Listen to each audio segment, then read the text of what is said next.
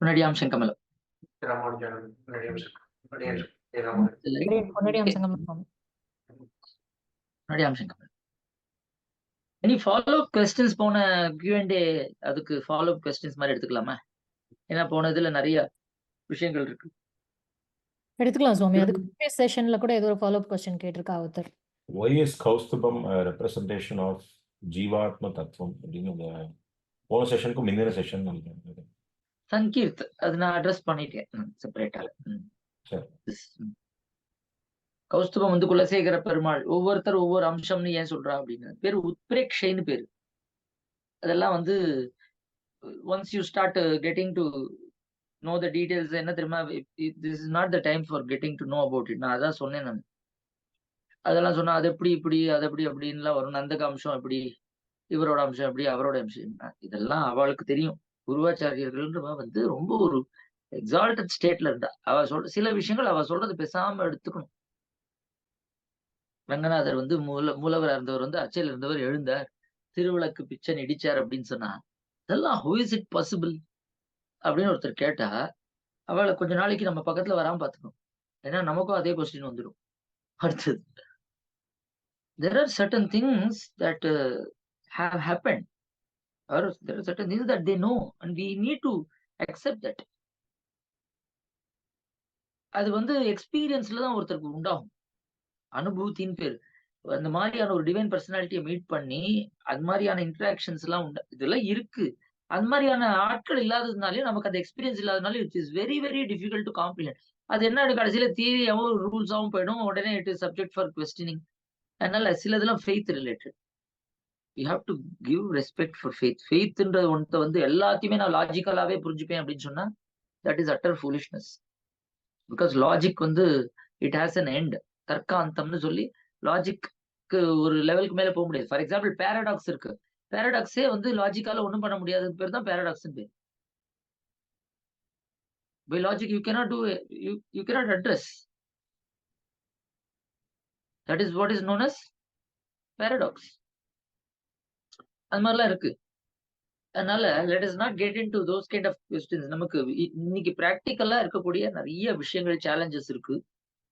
And சரணாகதி பத்தி நிறைய கிளாரிட்டியே தேவைப்படுறது. பிரபத்தி இதை பத்திலாம் இது மாதிரியான கொஸ்டின்ஸ் வில் அட்ரஸ் மோர். சரணாகதிக்கு முன் சரணாகதிக்கு பின் பெருமாளோட கருணைக்கு என்ன வித்தியாசம் இருக்கு, ஏதாவது வித்தியாசம் இருக்கா அப்படின்னு கேட்கிறேன். நம்ம வந்து பெருமாளுடைய கருணை எப்பயுமே இருக்கு. பெருமாளுடைய கருணை எப்பயுமே இருக்கு. டாக்டர்ன்றவர் எப்பயுமே நமக்கு நல்லது பண்ணணும்னு தான் ஆசைப்படுறார். மருந்தெல்லாம் எழுதி கொடுக்குறாரு, எல்லாம் பண்றாரு. நான் மருந்தை சாப்பிட மாட்டேன்னு சொன்னாலோ இல்ல மருந்தையும் சாப்பிட்டுட்டு வியாதி வரத்துக்கு உண்டான விஷயத்தையும் சாப்பிடுறேன்னு சொன்னாலோ அதுக்கு டாக்டர் ஒண்ணுமே பண்ண முடியாது. இது டாக்டர் வந்து நம்ம மேல கருணையே இல்லைன்னு சொல்லக்கூடாது. பெருமாள் வந்து he is very clear, he is always waiting to take you even this moment. நான் சொல்றது சத்தியம், பொய் கிடையாது. இந்த க்ஷணம் அவர் எடுத்துன்னு போறதுக்கு ரெடியா இருக்காரு. ஆர் வி ரெடின்றது தான் question. The only question is are we ready? We can't keep telling. இன்னைக்கு கூட ஏதோ திவ்ய தேசத்துல இருந்து ஸ்ரீ வைஷ்ணவா வந்திருந்தா. ஏதோ ஒரு பேச்சு வரும்போது இங்க வரலாமே, வந்து இங்கே இருக்கலாமே அப்படின்னு நம்ம சொன்னோம். கண்டிப்பா வரணும் தான் ஆசை, எம்பெருமானார் தான் அருள் பண்ணணும் அப்படின்னு சொல்லி சொன்னா. ஏன் எம்பெருமானார் இவ்வளவு நாள் அருள் பண்ணல அப்படின்னு கேட்டேன். என்னமோ நமக்கு யோக்கியத்தை வரல போல் இருக்கு அப்படின்னு சொன்னேன். ஏன் எம்பெருமானார் உங்களுக்கு யோக்கியத்தை கொடுக்கல அப்படின்னு கேட்டேன். ஐயோ அதுக்கு பதிலே தெரியலையே. யோக்கியத்தை அப்ப நாம தான் வளர்த்துக்கணும். இப்ப தெரியறதுல எல்லாமே பெருமானாரே கொடுக்கணும், எல்லாமே பெருமாள் கொடுக்கணும்னா நீங்க என்னதான் பண்ணணும்? நீங்க ஒண்ணும் பண்ண வேணாம். அப்பயே இவ்வளவு நாள தடுக்கிறது.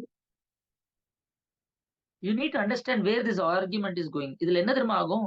எல்லாமே பெருமாள் எப்ப பண்றாரோ அப்பதான்னு சொல்லிட்டா எப்பயுமே பெருமாள் அவர் அருள் பண்ணாதான் உண்டு, நமக்கா இதுல ஒண்ணுமே கிடையாதுன்னு சொல்லிட்டா எல்லாமே கொலாப்ஸ் ஆகும்.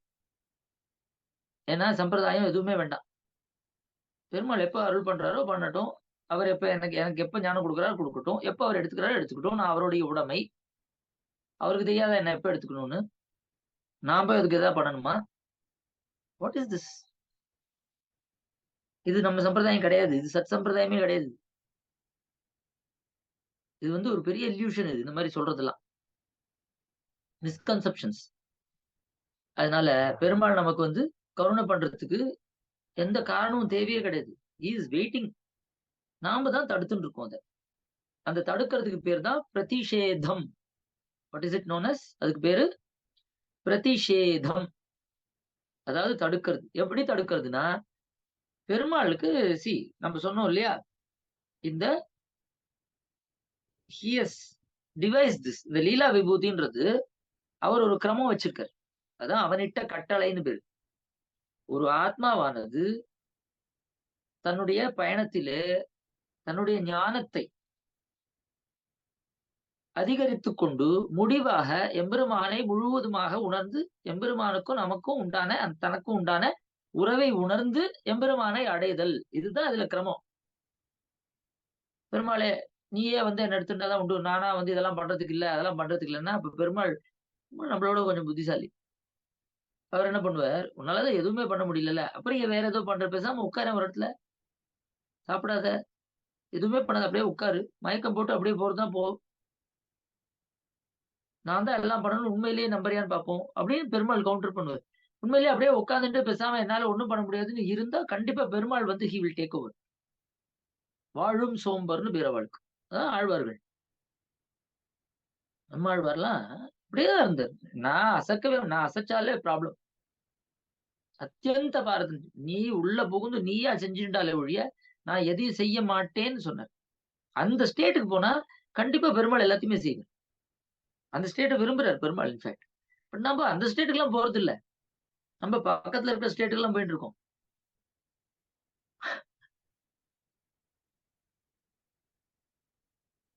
அதனால வந்து பெருமாள் மேல நிந்தனை பண்ற மாதிரியோ, பெருமாள் வந்து இவ்வளவு நாள் நமக்கு அருள் பண்ணல, இப்பதான் அருள் பண்றார், இதெல்லாம் ரொம்ப டேமேஜிங் ஸ்டேட்மெண்ட். பேற்றுக்கு உபாயம் அவன் நினைவு. இது you have to memorize it. Srivachana Bhushana திவ்ய சாஸ்திரத்துல சூத்திரம் இது. பேற்றுக்கு உபாயம் அவன் நினைவு, அதுதான் எப்போதும் உண்டு. பேற்றுக்கு உபாயம் அவன் நினைவு, அதுதான் எப்போதும் உண்டு. அப்ப எப்பயுமே நமக்கு மோட்சம் கொடுக்கணும்னு அவன் நினைச்சுட்டே இருக்கான், காத்துட்டு இருக்கான். அது பலிப்பது இவன் நினைவு மாறினால். அது பலிப்பது இவன் நினைவு மாறினால். இதுல இவன் நினைவுன்றது என்ன, அவன் நினைவுன்றது என்ன?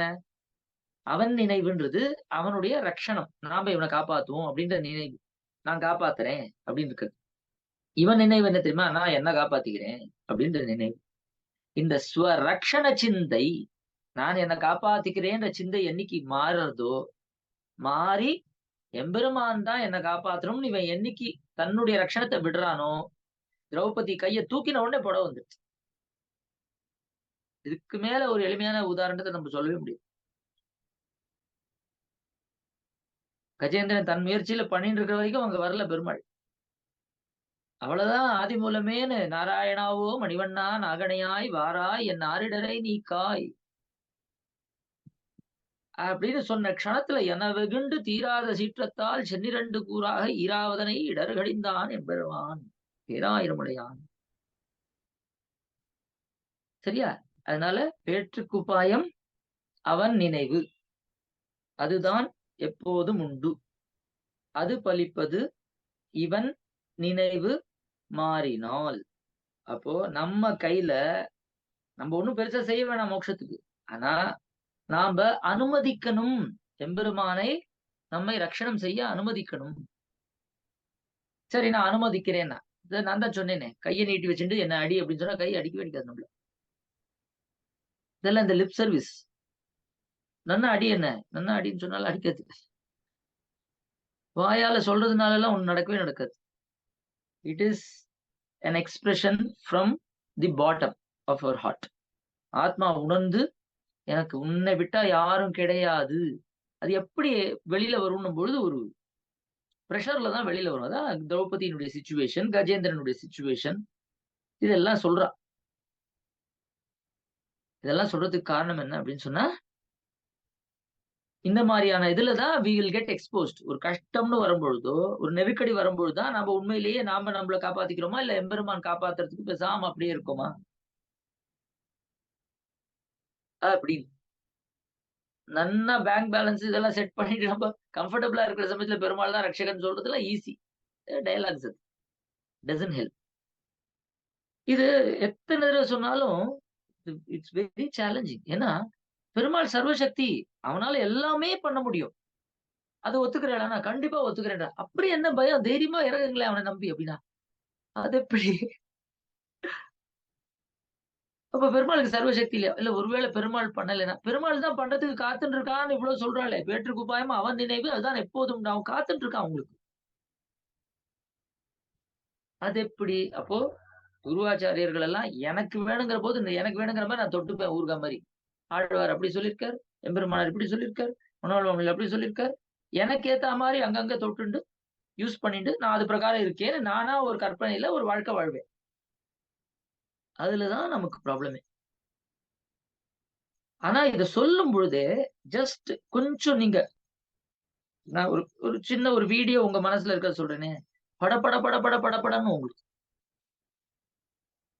பெருமாளை நம்பி இறங்கலாமே அப்படின்னா பட பட பட பட படன்னு வரும். இதெல்லாம் எப்படி எப்படி பண்ண முடியும்?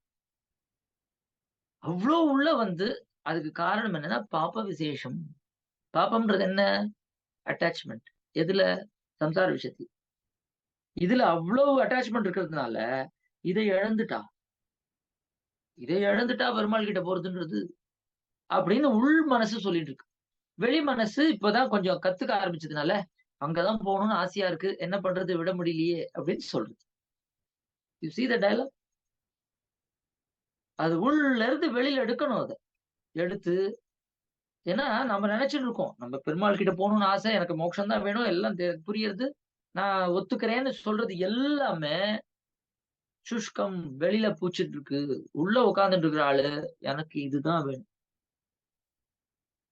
நான் இதை விரும்புறேன், இத்தனை நாளா விரும்பியிருக்கேன், திடீர்னு விடுனா எப்படி விடுறது? விட்டா எனக்கு அடுத்தது என்ன கதி? நான் எங்க போவேன்? எப்படி இருக்க முடியும்? யார் என்ன பார்த்துப்பா? Come on, be practical. இதெல்லாம் யார் சொல்றது அப்படின்னா உள்ளுக்குள்ள இருக்கக்கூடிய நம்முடைய பாபங்கள். எப்போ எடுக்கிறது இத? பெருமாள் எப்போ எடுப்பாரோ அவரே எடுக்க வேண்டியதான் அப்படின்னு சொன்னா இது ஒரு பேச்சு? அது இது நாம சொல்லணுமா பெருமாள் கிட்ட நீ எடுன்னு? அவனுக்கு எடுக்க தெரியாதா? அவனால அவனை எடுக்க விடாம தடுத்துன்னு இருக்கப்பா நீன்னு. என்ன நான் எடுக்கிறதுக்கு எனக்கு எல்லா சக்தியும் உண்டு. ஆனா இந்த அனுமதின்றத நீ குடுத்தா தான் நான் பண்ண முடியும்னு ஒரு அது ஒண்ணுதானே அவருக்கு இருக்கிறதுலயே ஒரு தடை. இந்த அனுமதி தான் தடை பெருமாளுக்கு. ஏன் அப்படின்னா இந்த அனுமதி வந்து இந்த சிஸ்டம்ல அனுமதி இல்லாம ஒருத்தனை தன் இஷ்டத்துக்கு எடுத்துட்டா சர்வமுக்தி பிரசங்கம். அப்போ நீ ஒருத்தனுக்கு நீ நினைச்சவனுக்கு கொடுப்ப, மத்தவன் எல்லாம் மாத்திரம் பாபத்துல கஷ்டப்படணும், இவனை மாத்திரம் பாபத்துல இருந்து நிவர்த்தி பண்ணிடுவ அப்படின்னு தூஷணம் வந்துடும் பெருமாள் மேல. உடனே கெட்ட பேர் வந்துடும். பார்ஷியல். சரி கெட்ட பேர் வந்தா என்ன, பெருமாள் கெட்ட பேர் கவலைப்படுறான்? பெருமாளுக்கு கெட்ட பேர்ல கவலையே கிடையாது. அப்போ சம்பிரதாயம்னு ஒரு கான்செப்ட் இருக்கு. ஏன்னா அவன் யாருன்னு நினைக்கிறானோ அவனை தான் எடுப்பான். அப்புறம் எதுக்கு இதெல்லாம் ஃபாலோ பண்ணணும்? கண்டாகர்ணன் மாதிரி ஒரு பிசாசுக்கு கொடுக்குறான், சிசுபாலன் மாதிரி ஒரு கேடு கட்டவனுக்கு கொடுக்குறான், ததிபாண்டன் மாதிரி ஒண்ணும் தெரியாத ஒரு பானக்காரனுக்கு கொடுக்குறான்னு சொல்ற. ஆனா உன்னையே நினைச்சு கொடுக்குற எனக்கு கிடையாது அப்படின்னு சொன்னா சரி உன் இஷ்டத்துக்கு நீ கொடு. அப்புறம் என்னத்துக்கு திருமணம், எதுக்கு சம்பிரதாயம், பஞ்ச சம்ஸ்காரம் எல்லாமே கொலாப்ஸ் ஆகும். அதனால அதை பண்ண முடியாது பெருமாள்.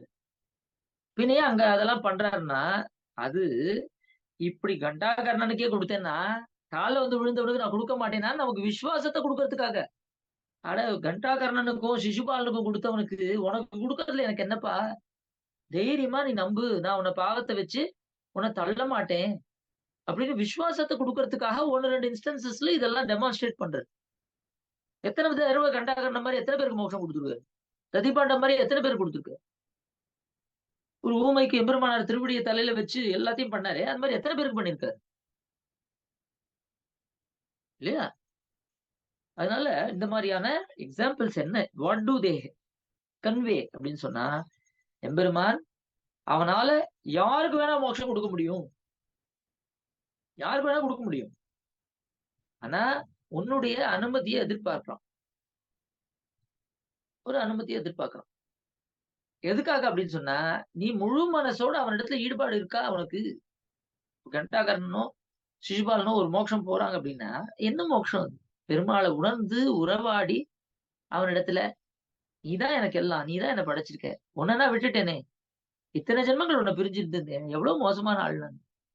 இதையும் நீ பொருட்படுத்தாம நான் எப்பயுமே உனக்காக காத்துட்டு இருக்கேன்னு நீ எனக்காக ஏங்கிட்டு இருக்கிறது எவ்வளவு ஆச்சரியமா இருக்கு. ஆனா இப்படிப்பட்ட ஒன்னை விட்டுட்டு நினைச்சா வருது, நினைச்சா போறது. இப்ப அவ கேள்வி கேட்டாலே அது மாதிரிதான். இந்த ஆத்மா போறது இப்படி வருது அப்படின்னா வந்ததும் தெரியல, போறதும் தெரியல. இவாளெல்லாம் உறவு இரவுன்னு நம்ம சொல்லிட்டு இருக்கோமே அப்படின்னு சொல்லி, எனக்கு நீதான் எல்லாமே, தாயும் தந்தையுமாய் உலகினில் வாயு மீசன் சொல்றது. சேலை கண்ணியரும் பெருஞ்செல்வமும் நன்மக்களும் மேலா தாய் தந்தையும் அவரே அப்படின்னு சொல்லும்படியா, தந்தை நட்டாய் தாரம் தனையன் பெருஞ்செல்வம் எந்தனக்கு நீயே எதிராசா தொம்மே பந்து ஸ்தோமசி ஜனகா தொம் சகா தேசிகஸ்துவம் அப்படின்னு சொல்லக்கூடியது எல்லாமே அவன் தான். அப்படி உணர்ந்து ஒருத்தன் போனான்னா அவனுக்கு எவ்வளவு ஆனந்தம் பெருமாளுக்கு.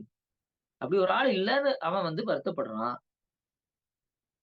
கிடைச்சா ரொம்ப சந்தோஷப்படுறான். இந்த உலகத்தை படைச்சது அப்படி ஒரு ஆள் கிடைக்கணும்னு தான். இந்த உலகமே அவனுக்கு பிரயோஜனமா இருக்கிறது தான். அது கொடுக்க மாட்டேன்னு நம்ம அடம் பிடிச்சிட்டு இருக்கோம். கேட்டா நீ அருள் பண்ணலன்னு சொன்னா என்ன நியாயம் அது? வாஸ்தவத்தை நாம தான் அருள் பண்ண மாட்டேங்கிறோம் பெருமாளுக்கு.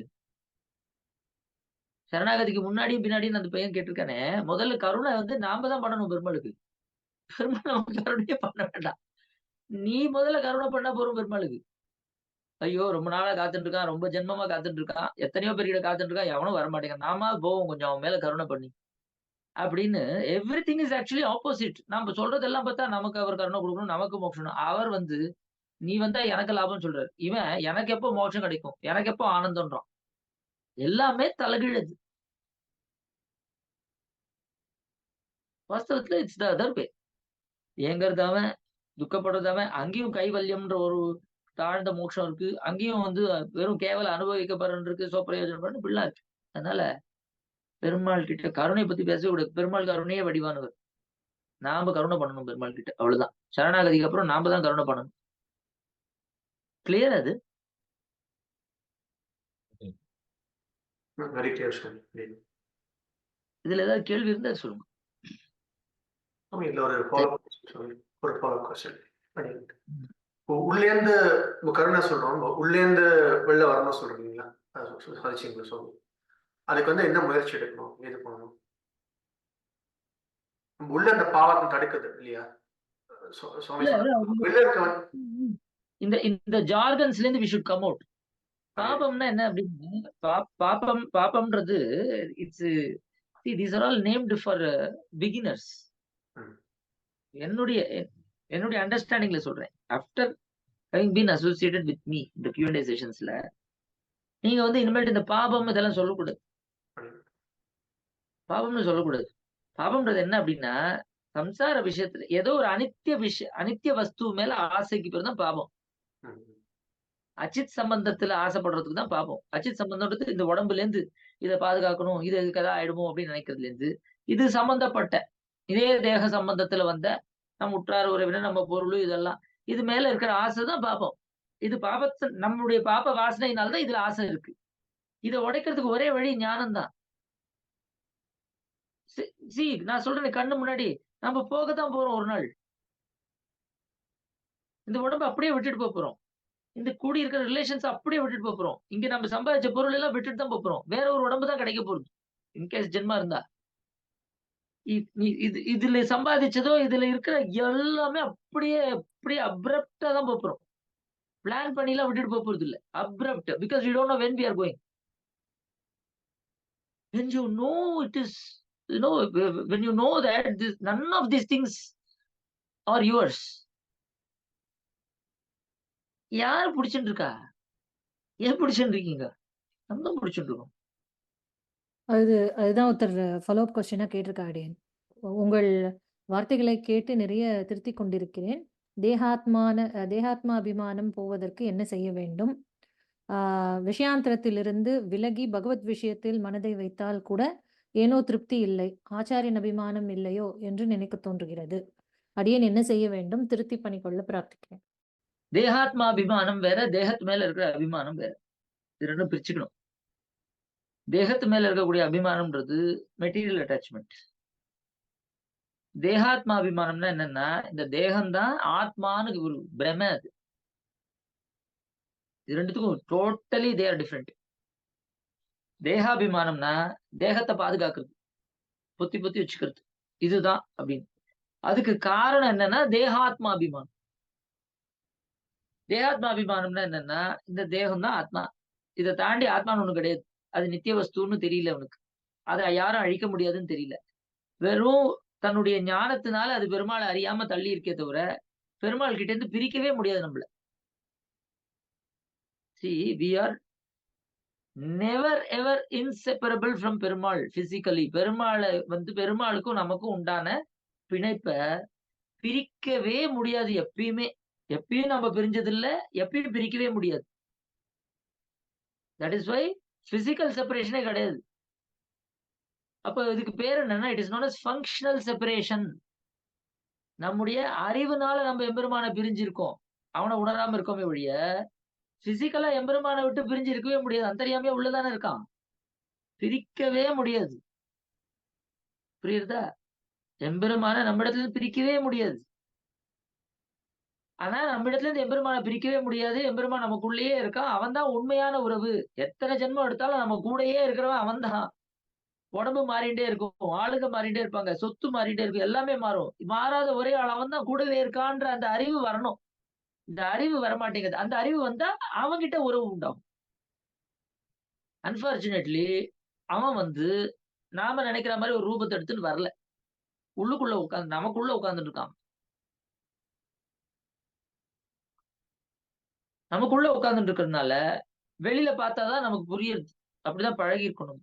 அதுக்காக தான் அர்ச்சாவதாரத்துல சந்நிதியில வெறும போய் பார்த்தா என்ன, அப்பாவை போயிட்டு அப்பா போய் பார்த்தா ஹாய் நல்லா இருக்கியா, இந்த 10 ரூபா அப்படின்னு கொடுத்துட்டு வந்தா எப்படி?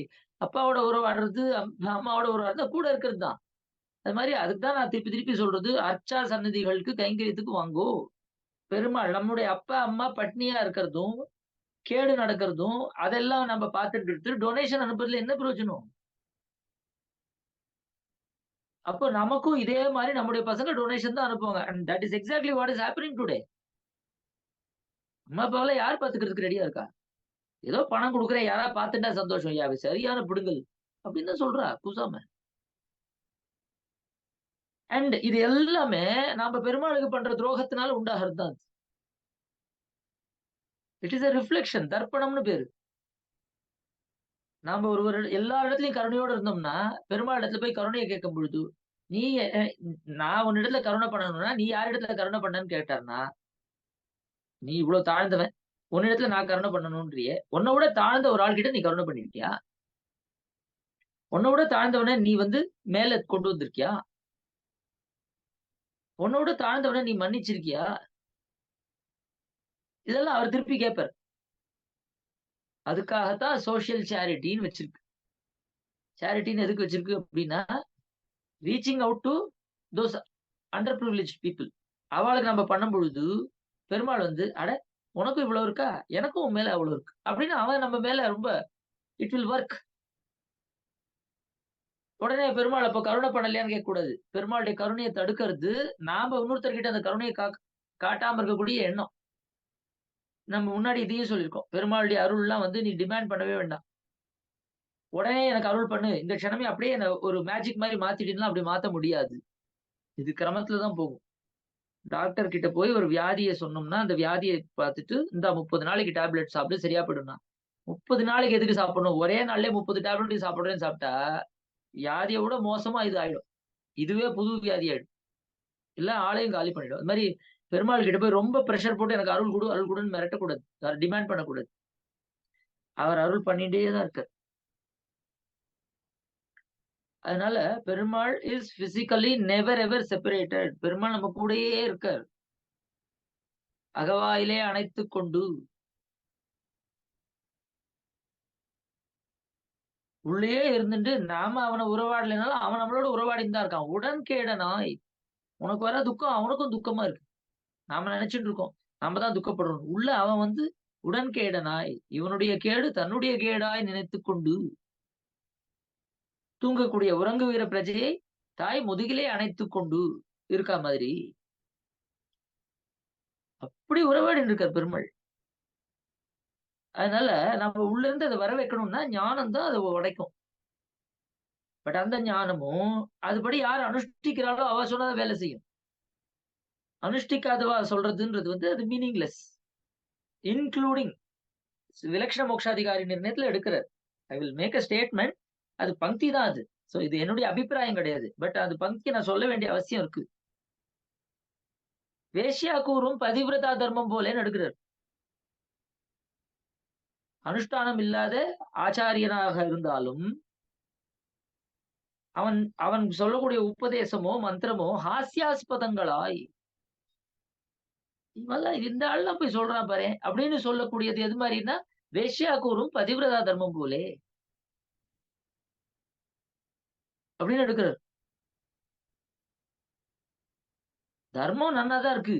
சொல்லக்கூடிய ஆளை பார்க்கும்போது இவாள்லாம் சொல்றாளே அப்படின்னா அது உள்ள போகாது. அது மாதிரி அனுஷ்டானம்ன்றது ரொம்ப முக்கியம். அது இப்ப நான் சொல்றதுனால உடனே எனக்கு இருக்குன்னு நான் சொல்லிக்கல. எனக்கு நான் எதுலயுமே லிஸ்ட்ல இல்ல. பட் அனுஷ்டானம்ன்றது இல்லாதபடிக்கு இட் வில் நாட் ஒர்க். ரொம்ப முக்கியம் அது. அந்த மாதிரி அனுஷ்டானத்தோட இருக்கிறவா இருக்கா. நம்ம எனக்கு இருக்கிறவா வந்து அனுஷ்டானத்தோட இருக்கான்னு பாக்குறத விட அனுஷ்டானத்தோட இருக்கிறவாளை போய் தேடி அவளிடத்துல ஆசிரியக்கலாமே. நல்ல அனுஷ்டாதாக்கள் இருக்கா. முயற்சி பண்ணா அவளிடத்துல போய் ஆசிரியிச்சு ஞானத்தை டெவலப் பண்ணி ஞானத்தை வச்சுதான் அடிக்க முடியாது. ஏன்னா இது அதுதான் சொன்னேன். இதுதான் ஞான யாத்திரை. தத்துவ ஞானான் மோக்ஷா. தத்துவங்களை உள்ளபடி அறிந்து அப்படிதான் இந்த தத்துவங்களை அறியணும்னா அதுக்கு சத்துவ குணம் உண்டாகும். இந்த ஞானம் வேலை செய்யணும்னா சத்துவ குணம் உண்டாகணும். ஒரு உதாரணம் சொல்றேனே, ஒரு நாடகமோ வேற ஏதோ இந்த தொலைக்காட்சியிலயோ ஏதோ சினிமா இந்த மாதிரியான விஷயங்கள்ல இருக்கக்கூடிய பாட்டை கேட்டா உடனே மனப்பாடம் ஆயிடுறது நிறைய பேருக்கு. ஒரு பாசுரம் மனப்பாடம் ஆக மாட்டேங்குது. ஒரு பூர்வாச்சாரிய சூக்தி மனப்பாடம் ஆக மாட்டேங்குது. ஏதேதோ மனப்பாடம் இருக்கு. காரணம் என்னன்னா பாப விசேஷம், சத்துவகுணம் இல்லாததுனாலதான் அதுக்கு இந்த பிரச்சனை. சத்வாத் சஞ்சாயத்தே ஞானம். ஞானம் எப்போ உண்டாகுது? சத்துவகுணம் எப்போ தலையெடுக்கிறதோ அப்பதான் உண்டாகுது. சத்துவகுணம் எப்படி உண்டாருது? ஆகார சுத்தவு சத்துவ சுத்தி அடிப்படையிலே போச்சு நிறைய பேருக்கு. ஆகாரமே போச்சு. ஆகாரம் தான். Because we are what we eat. சாப்பிடக்கூடிய சாப்பாடு முழுக்க கெமிக்கல்ஸ் ஆகோ, பராண்ணம் பரமசத்ருன்னு சொல்லும்படியாகோ, ஜாதி துஷ்டங்களாகோ, வெங்காயம் பூண்டு தக்காளி பச்சை மிளகா அப்படின்னு காரம் சாரமா போட்டு என்னென்னத்தையோ பண்ணி புளி அது இதுன்னு கண்ணா அப்படின்னா என்னத்தையோ பண்ணிட்டு கேட்டா பெருமாளுக்கு பண்ணிட்டு சாப்பிடலாம்னு சொல்லி இன்னைக்கு பல கோயில்கள்லயே புளியெல்லாம் வந்துடுச்சு. புளி தளிகை பண்றதுக்கு கிடையாது, பாத்திரம் தேய்க்கிறதுக்கு தான். புளி acid content. Tomato has highest acidity. கிட்னில ஸ்டோன் வரதுக்கு காரணமே டொமேட்டோ தான். தக்காளி எல்லாம் நம்ம ஊரு காய்கறியே கிடையாது, வெளிநாட்டுல இருந்து வந்தது. மிளகாய் எல்லாம் வெளிநாட்டுல இருந்து வந்தது. மிளகுதான் நமக்கு. ஆகாரம் முழுக்க கெட்டாச்சு. கொஞ்சம் கூட நம்ம அதுக்கு மாத்திக்கிறதுக்கு தயாரா இல்ல. முடியல. முதல்ல ஒரு 4-5 நாள் சிஸ்டம் அப்செட் ஆகும். ஏன்னா நம்ம இதுக்கு பழகி இருக்குது. திடீர்னு மாத்தினா அப்செட் ஆகத்தான் ஆகும். ஐயோ என்னால முடியாது, காஃபியை நிறுத்தினா 2 நாள் தலை வலிக்குதான். 2 நாள் தலை வலிக்கு தான் வலிக்கும். ஜெயிச்சுதான் ஆகணும். அது எப்பயுமே தலை வலிக்கவே வலிக்காது. எப்படி வலிக்கும் அது எப்ப பார்த்தாலும்? அது மாதிரி கிடையவே கிடையாது. அதனால ஆகாரத்திலேயே நமக்கு அடிப்படையில போயிடுறது. ரொம்ப அடிப்படை நான் சொல்றது. ஒரு உதாரணம் சொல்றேன். ஆபீஸ்ல போய் நீங்க தீர்த்தம் சாப்பிடுறீங்களே, எல்லாரும் சாப்பிடுற தீர்த்தம் தானே அது? பெருமாள் பண்ண தீர்த்தமா அது? முன்னாள் மாமன்கள் ஜீயர் படியில வந்து பெருமாளுக்கு எப்பயுமே தனியா தீர்த்தம் திருவாராதனை பண்ணி முடிச்ச அப்புறம் இந்த பெருமாளுக்கு தாகத்துக்கு தீர்த்தம் எடுத்து வைக்கணும்னு சொல்றேன். நாங்கெல்லாம் வந்து தீர்த்தம் எடுத்து வச்சிருப்போம். அந்த பெருமாளுக்கு வச்ச தீர்த்தம் தான் சாப்பிடுவோம். வெறுமை ஒரு அப்படியே எங்கேயோ எடுத்து ஒரு தீர்த்தம்லாம் சாப்பிடவே மாட்டோம். பெருமாளுக்கு எப்பயுமே தீர்த்தம் இருக்கும். அதுல இருந்து கொஞ்சம் அவருடைய சேஷம் இதுதான். தீர்த்தமா இருந்தாலும் சரி, எதுவா இருந்தாலும் சரி, எல்லாமே பெருமாளுடைய சேஷமா தான் இருக்கணும். எப்படி பிராக்டிகல்னா சிம்பிள். நான் இது ஆபீஸ் போகும்போது பிராக்டிஸ் பண்ணிருக்கேன். எப்படின்னா ஆத்துல பெருமாளுக்கு அந்த மாதிரி வச்ச தீர்த்தம் தான் நான் எடுத்துட்டு போவேன். ஆபீஸ்ல தீர்த்தம் சாப்பிட மாட்டேன் நான்.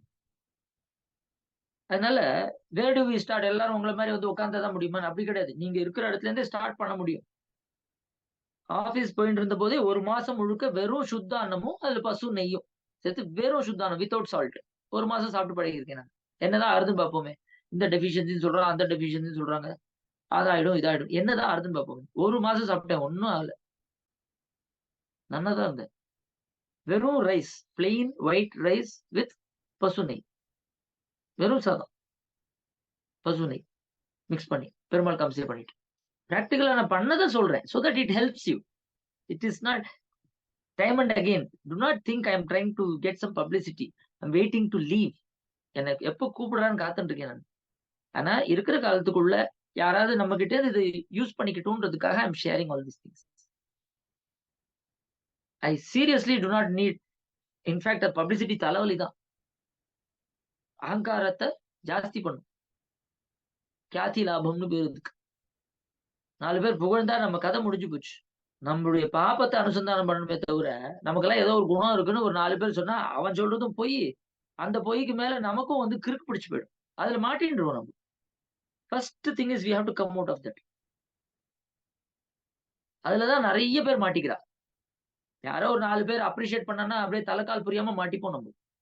ரொம்ப பயப்படணும். அது நல்ல உயர்ந்த ஞானிகள் வந்து அப்ரிஷியேட் பண்ணான்னா அதுதான் நமக்கு சரியான ரெகக்னிஷன். விலட்சணர் கண்டால் சிரிக்கும்படியாய் உயர்ந்த வந்து இதுக்கெல்லாம் ஆசைப்பட்டு இருக்கானேன்ற மாதிரி இருக்கக்கூடாது. நம்ம உயர்ந்த மேல இருக்கக்கூடிய நித்தியர்கள், அங்க இருக்கக்கூடிய ஆழ்வார்கள், ஆச்சாரியர்கள், அவ வந்து இவன் நம்ம பெயர், இவன் நம்ம பெயர் அப்படின்னு சொல்லும்படியா இருக்கணும். இங்க இருக்கிற 4 பேர் நம்ம ஆளு ரொம்ப நமக்கு ஏத்த மாதிரி சொல்றான்ல, அதுக்கெல்லாம் நம்ம அதெல்லாம் ஆசைப்படக்கூடாது. ஏன்னா அதை சொல்ல ஆரம்பிச்சோம்னா சத்தியத்துல இருந்து நழுவிடுவோம். நம்ம பொய் சொல்ல ஆரம்பிச்சிருவோம், இல்ல உளர ஆரம்பிப்போம், இல்ல நமக்கு ஏத்த மாதிரி நிறைய பண்ணுவோம். அது பொய் மாதிரியே இருக்காது, ஆனா பொய் தான். எனக்கு தெரியும் அது பொய்ன்னு. எத்தனையோ பேர் சொல்றது வந்து அவள் அறியாமையே அது பொய் தான் சொல்லிட்டு இருக்காங்க. ஏன்னா அனுஷ்டானத்தை வச்சும், அதாவது டேலண்ட் வேற. ஒருத்தர் நிறைய விஷயங்களை மனப்பாடம் பண்ணலாம், நல்லா அப்படியே எல்லாருக்கும் புரியுற மாதிரி பேசலாம். இதெல்லாம் வைஷ்ணவத்துக்குள்ள வேணாம், சம்சாரிகள்லயே எத்தனையோ பேர் பண்றா சாகசம். வெஸ்டர்ன் வேர்ல்டுல இருந்து எல்லா கண்ட்ரீஸ்லயும் இந்த சாகசம் எல்லாம் பண்றா. இதெல்லாம் ஒரு பெரிய சாகசம்னு சொல்லக்கூடாது, நல்லா புரிஞ்சுக்கணும். அதனால divine grace is entirely different. இதெல்லாம் நான் பழகி பார்த்திருக்கேன். இதான் நான் சொல்றேனே, வெறும் காய்கறியும் பழமும் தான் சாப்பிட்டு, ட்ரை ஃப்ரூட்ஸ் சாப்பிட்டு தான் இருக்கேன் நான் 3 வருஷமா. எப்பயாவது யாராவது நல்ல அனுஷ்டானத்தோட இருக்கக்கூடியவர்கள் வந்து ஒரு 2 நாள் இருந்து இங்க எம்பெருமானார் தளிவு பண்ணி விறகடுப்புல, கிணத்துல, பித்தளை பாத்திரத்துல எல்லாம் பண்ணி கரெக்டா பண்ணினா அதுல இருந்து கொஞ்சம் பிரசாதம் எடுத்துக்கிறேன், நான் இல்லைன்னு சொல்லல. But that is a very rare phenomena. நல்ல ஆரோக்கியமாவே இருக்க முடியும். என்னன்னா ஃபர்ஸ்ட் உடம்பு வந்து ஓரளவுக்கு ஷ்ரிங்க் ஆகும் கொஞ்சம், அதுக்கப்புறம் அப்படியே அது மெயின்டைன் ஆயிடும். And I am not the only person who is living like this. நிறைய பேர் இருக்கா அது மாதிரிலாம். வாய்க்கு ருச்சியா இல்லாதபடிக்கு அதே சமயத்துல உடம்புக்கு என்ன தேவையோ ஆத்ம தாரணம், ஆத்மாவை தக்க வச்சுக்கிறதுக்கு என்ன சாப்பிடணுமோ அந்த அளவுக்கு சாப்பிடணும்னு இருக்கு. வயிற்ற ரொப்பக்கூடாதுன்னு சொல்லிக்க ஒழிய, ஆனா லக்வாஷியாயின்னு இந்த ஆத்மாவுக்கு என்ன தேவையோ லகுவா அந்த அளவுக்கு தேவையானது சாப்பிடணும். அந்த மாதிரியான நல்ல சாத்விகமான ஆகாரத்தை சாப்பிட்டா உடனே இன்னைக்கு சாப்பிட்டு நாளைக்கு ஞானம் வந்துடாது.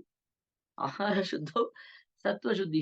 கொஞ்சம் கொஞ்சமா சத்துவ குணம் அந்த ரஜோதமோ குணங்கள்ல இருந்து விலகி தலையெடுக்க ஆகார சுத்தம் சத்வ சுத்தின்னு சொல்ற இடத்துல சத்வ குணம்னு இதுக்கு பொருளுங்களா சுவாமி? இல்ல சத்வ சுத்தினா சத்வ குணம் சுத்தி அடைகிறதுன்னு பொருளா? இல்ல அது எப்படி புரிஞ்சுக்கணும்? சத்துவம்ன்றது இங்க மிஸ்ர சத்துவம் தானே, ரஜோதமோ குணங்களோட சேர்ந்து இருக்கிறது தானே. அதேதான் அடியனுக்கும் கொஸ்டின் இருந்தது அடியன். ஏன்னா இப்ப என்னதான் சத்துவம் பூர்ண சத்துவம் இருக்காது. ஏன்னா பிரகிருதியிலோட சம்பந்தம் இருக்கும்போது திரிகுணங்களும் தேவையில்லை. பூர்ண சத்துவம் தேவையில்லை. பூர்ண சத்துவத்தை பத்தி நம்ம பேசவே இல்லை. பூர்ண சத்துவம் தான் இங்கேயே இருக்க போறோம். ஆனா சத்துவம் தலையெடுக்கிறது அப்படின்னா சத்துவ குணம் வந்து ராஜச தாமச குணத்தை டாமினேட் பண்ற ஸ்டேஜுக்கு வரணும். இப்ப சத்துவத்தால டாமினேட் பண்ண முடியாதனால தான் அது ஞானம் வர மாட்டேங்குது, நமக்கு விகசிக்க மாட்டேங்குது. இதையும் நான் முன்னாடியே எக்ஸாம்பிள் சொல்லியிருக்கேனே, விளக்கு இருக்கு, சுத்தி ஒரு கண்ணாடி இருக்கு. அழுக்க துடைக்க துடைக்க வெளிச்சம் வரும். நீங்க எவ்வளவு துடைக்கிறீங்களோ அவ்வளவு. முழுக்க துடைச்சா நல்ல பிரகாசமா வரும். அடியேன் சுவாமி. அதனால சத்துவமானது சுத்தி ஆகத்தான் வேணும். மிஸ்ர சத்துவம் இங்க இருக்கிறது, ரஜோதமோ குணங்களோட கலந்தது. அதுல சத்துவத்தினுடைய பெர்சன்டேஜ் ஜாஸ்தி ஆகணும்.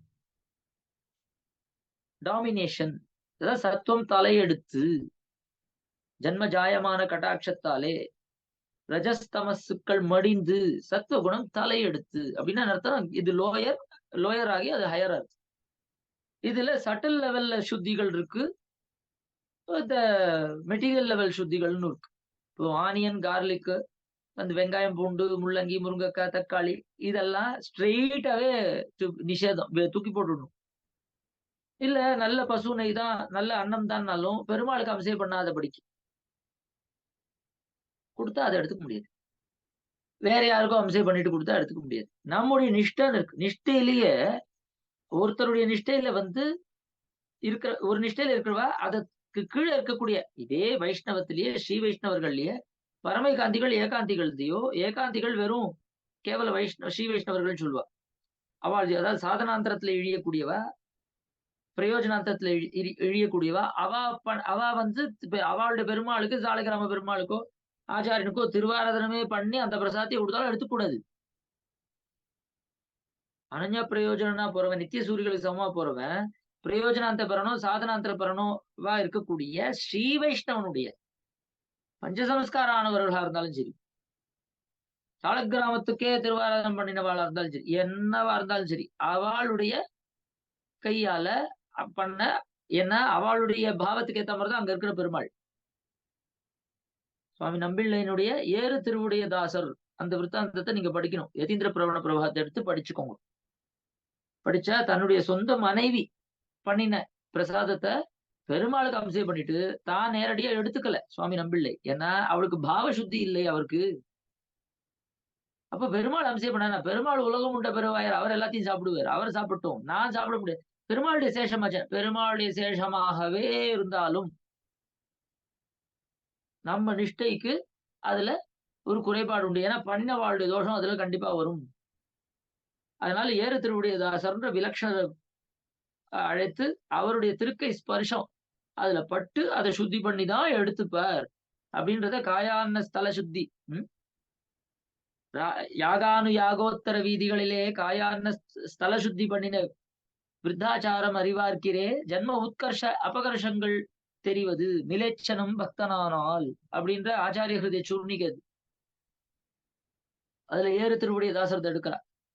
அதனால அடிப்படையில ஆகாரங்கள் எல்லாம் கெடுத்துண்டு பெருமாள் அருள் பண்ணலன்னு சொல்லிட்டு, அடுத்தது ஒரு ஆச்சாரியனை ஆசிரியிச்சு எதையும் சம்பாதிக்காம அதுக்கு பெருமாள் அருள் பண்ணலன்னு சொல்லிட்டு, நான் இருக்கிற இடத்துலயே எனக்கு ஏதாவது ஒரு ஐடியா கொடுங்களேன் அப்படின்னு சொன்னா இட் இஸ் வெரி டிஃபிகல்ட். பின்ன எதுக்கு அப்ப இந்த செஷன்னா? ஆனா உங்களுக்கு உண்மையிலேயே ஜெனுவினா ஆசை இருக்கு. அதனால ரிப்பீட்டடா இதை சொல்றது மூலமா ஏதாவது ஒரு சேஞ்ச் உண்டாகலான்ற ஒரு நம்பிக்கையில சொல்றோம். அது இல்லைன்னா it is a total disconnect. இப்போ சம்சாரிகளோட பழகக்கூடாது, தள்ளி இருக்கணும்னு இருக்கு. சம்சாரிகளோட தள்ளி இருக்கணும்னு சொன்னா எம்பெருமானார் யாருக்கிட்டயுமே பேசாம அவர் மாட்டுக்கு உட்காந்து ஆழ்வார் நம்மாழ்வார் மாதிரி தான் இருந்திருக்கணும். உரங்காவலிதாசர் மாதிரி யாரையோ கூப்பிட்டு திருத்திருக்க கூடாது. அவெல்லாம் சம்சாரி தானே. உரங்காவலிதாசர் பரமைகாந்தியா? மனைவிக்கு கொடை பிடிச்சுன்னு போயிருந்தார், கண்ணு சவந்துரும் அப்படின்னுட்டு. உடனே அடுத்தது நாம எம்பெருமானாரான்னு கேட்கக்கூடாது. அப்படி இல்லை. ஒருத்தருமே யாரையுமே ரீச் பண்ணக்கூடாதுன்னு இல்லை. நமக்கு எந்த அளவுக்கு கனெக்ட் பண்ணிக்கலாம், எந்த லெவல்ல கனெக்ட் பண்ணிக்கலாம். பிசிக்கலா இங்க இருக்கிற எல்லா ராத்திலையும் நம்ம கொடுக்குற பிரசாதம் சாப்பிட முடியுமா? எடுத்துக்க முடியாது. தீர்த்தமோ எந்த திரவியத்தையுமே எடுத்துக்க முடியாது. ஆனா நல்ல விஷயங்களை அந்த மாதிரி ஒரு ஈடு, அதுதான் ஆசை உடையவருக்கெல்லாம். உண்மையிலேயே அவங்களுக்கு ஆசை இருக்கு, மாட்டின் இருக்கான்னு அந்த மனசுல வேதனை இருக்கு. சில பேருக்கு ஆசையும் இல்ல, மாட்டின் இழந்தோம் என்ற இழவும் இன்றிருக்கே. இழந்துட்டேன்னே அந்த இழவே இல்லாதவன நம்ம திருத்த முடியாது. நான் இழந்துட்டேன்னு தெரியறது, ஆனா எனக்கு வெளியில வர முடியலையேன்னு அந்த ஒரு ஏக்கமா அது இருக்குல்ல, அதுதான் அதுதான் முதல். அதுக்காகத்தான் இவ்வளவு முயற்சி பண்றது. அதனால நம்ம ஆடியன்ஸே அதிகாரிகளே யார் அப்படின்னா, பெருமாளே அருள் பண்ணுவார், என்னவோ பண்ண வேண்டியதுதான் அப்படின்னு சொல்றவா கிடையாது. நாம தான் தவறு பண்றோம், ஆனா என்னால அதுல மீள முடியல, எனக்கு ஆனா ஆசையா இருக்கு. எப்படியாவது நான் இது வெளியில வந்து எம்பெருமான சந்தோஷப்படுத்திடணும். அவன் மனசுக்கு நம்மால ஒரு துக்கம் உண்டாகக்கூடாது. அப்படின்னு அந்த ஆசை இருக்கக்கூடியவா தான் நம்ம ஆட்கள்லாம். அதனால நம்ம ஆட்கள்ல சொல்றேன் நானு. தைரியமா. அடியே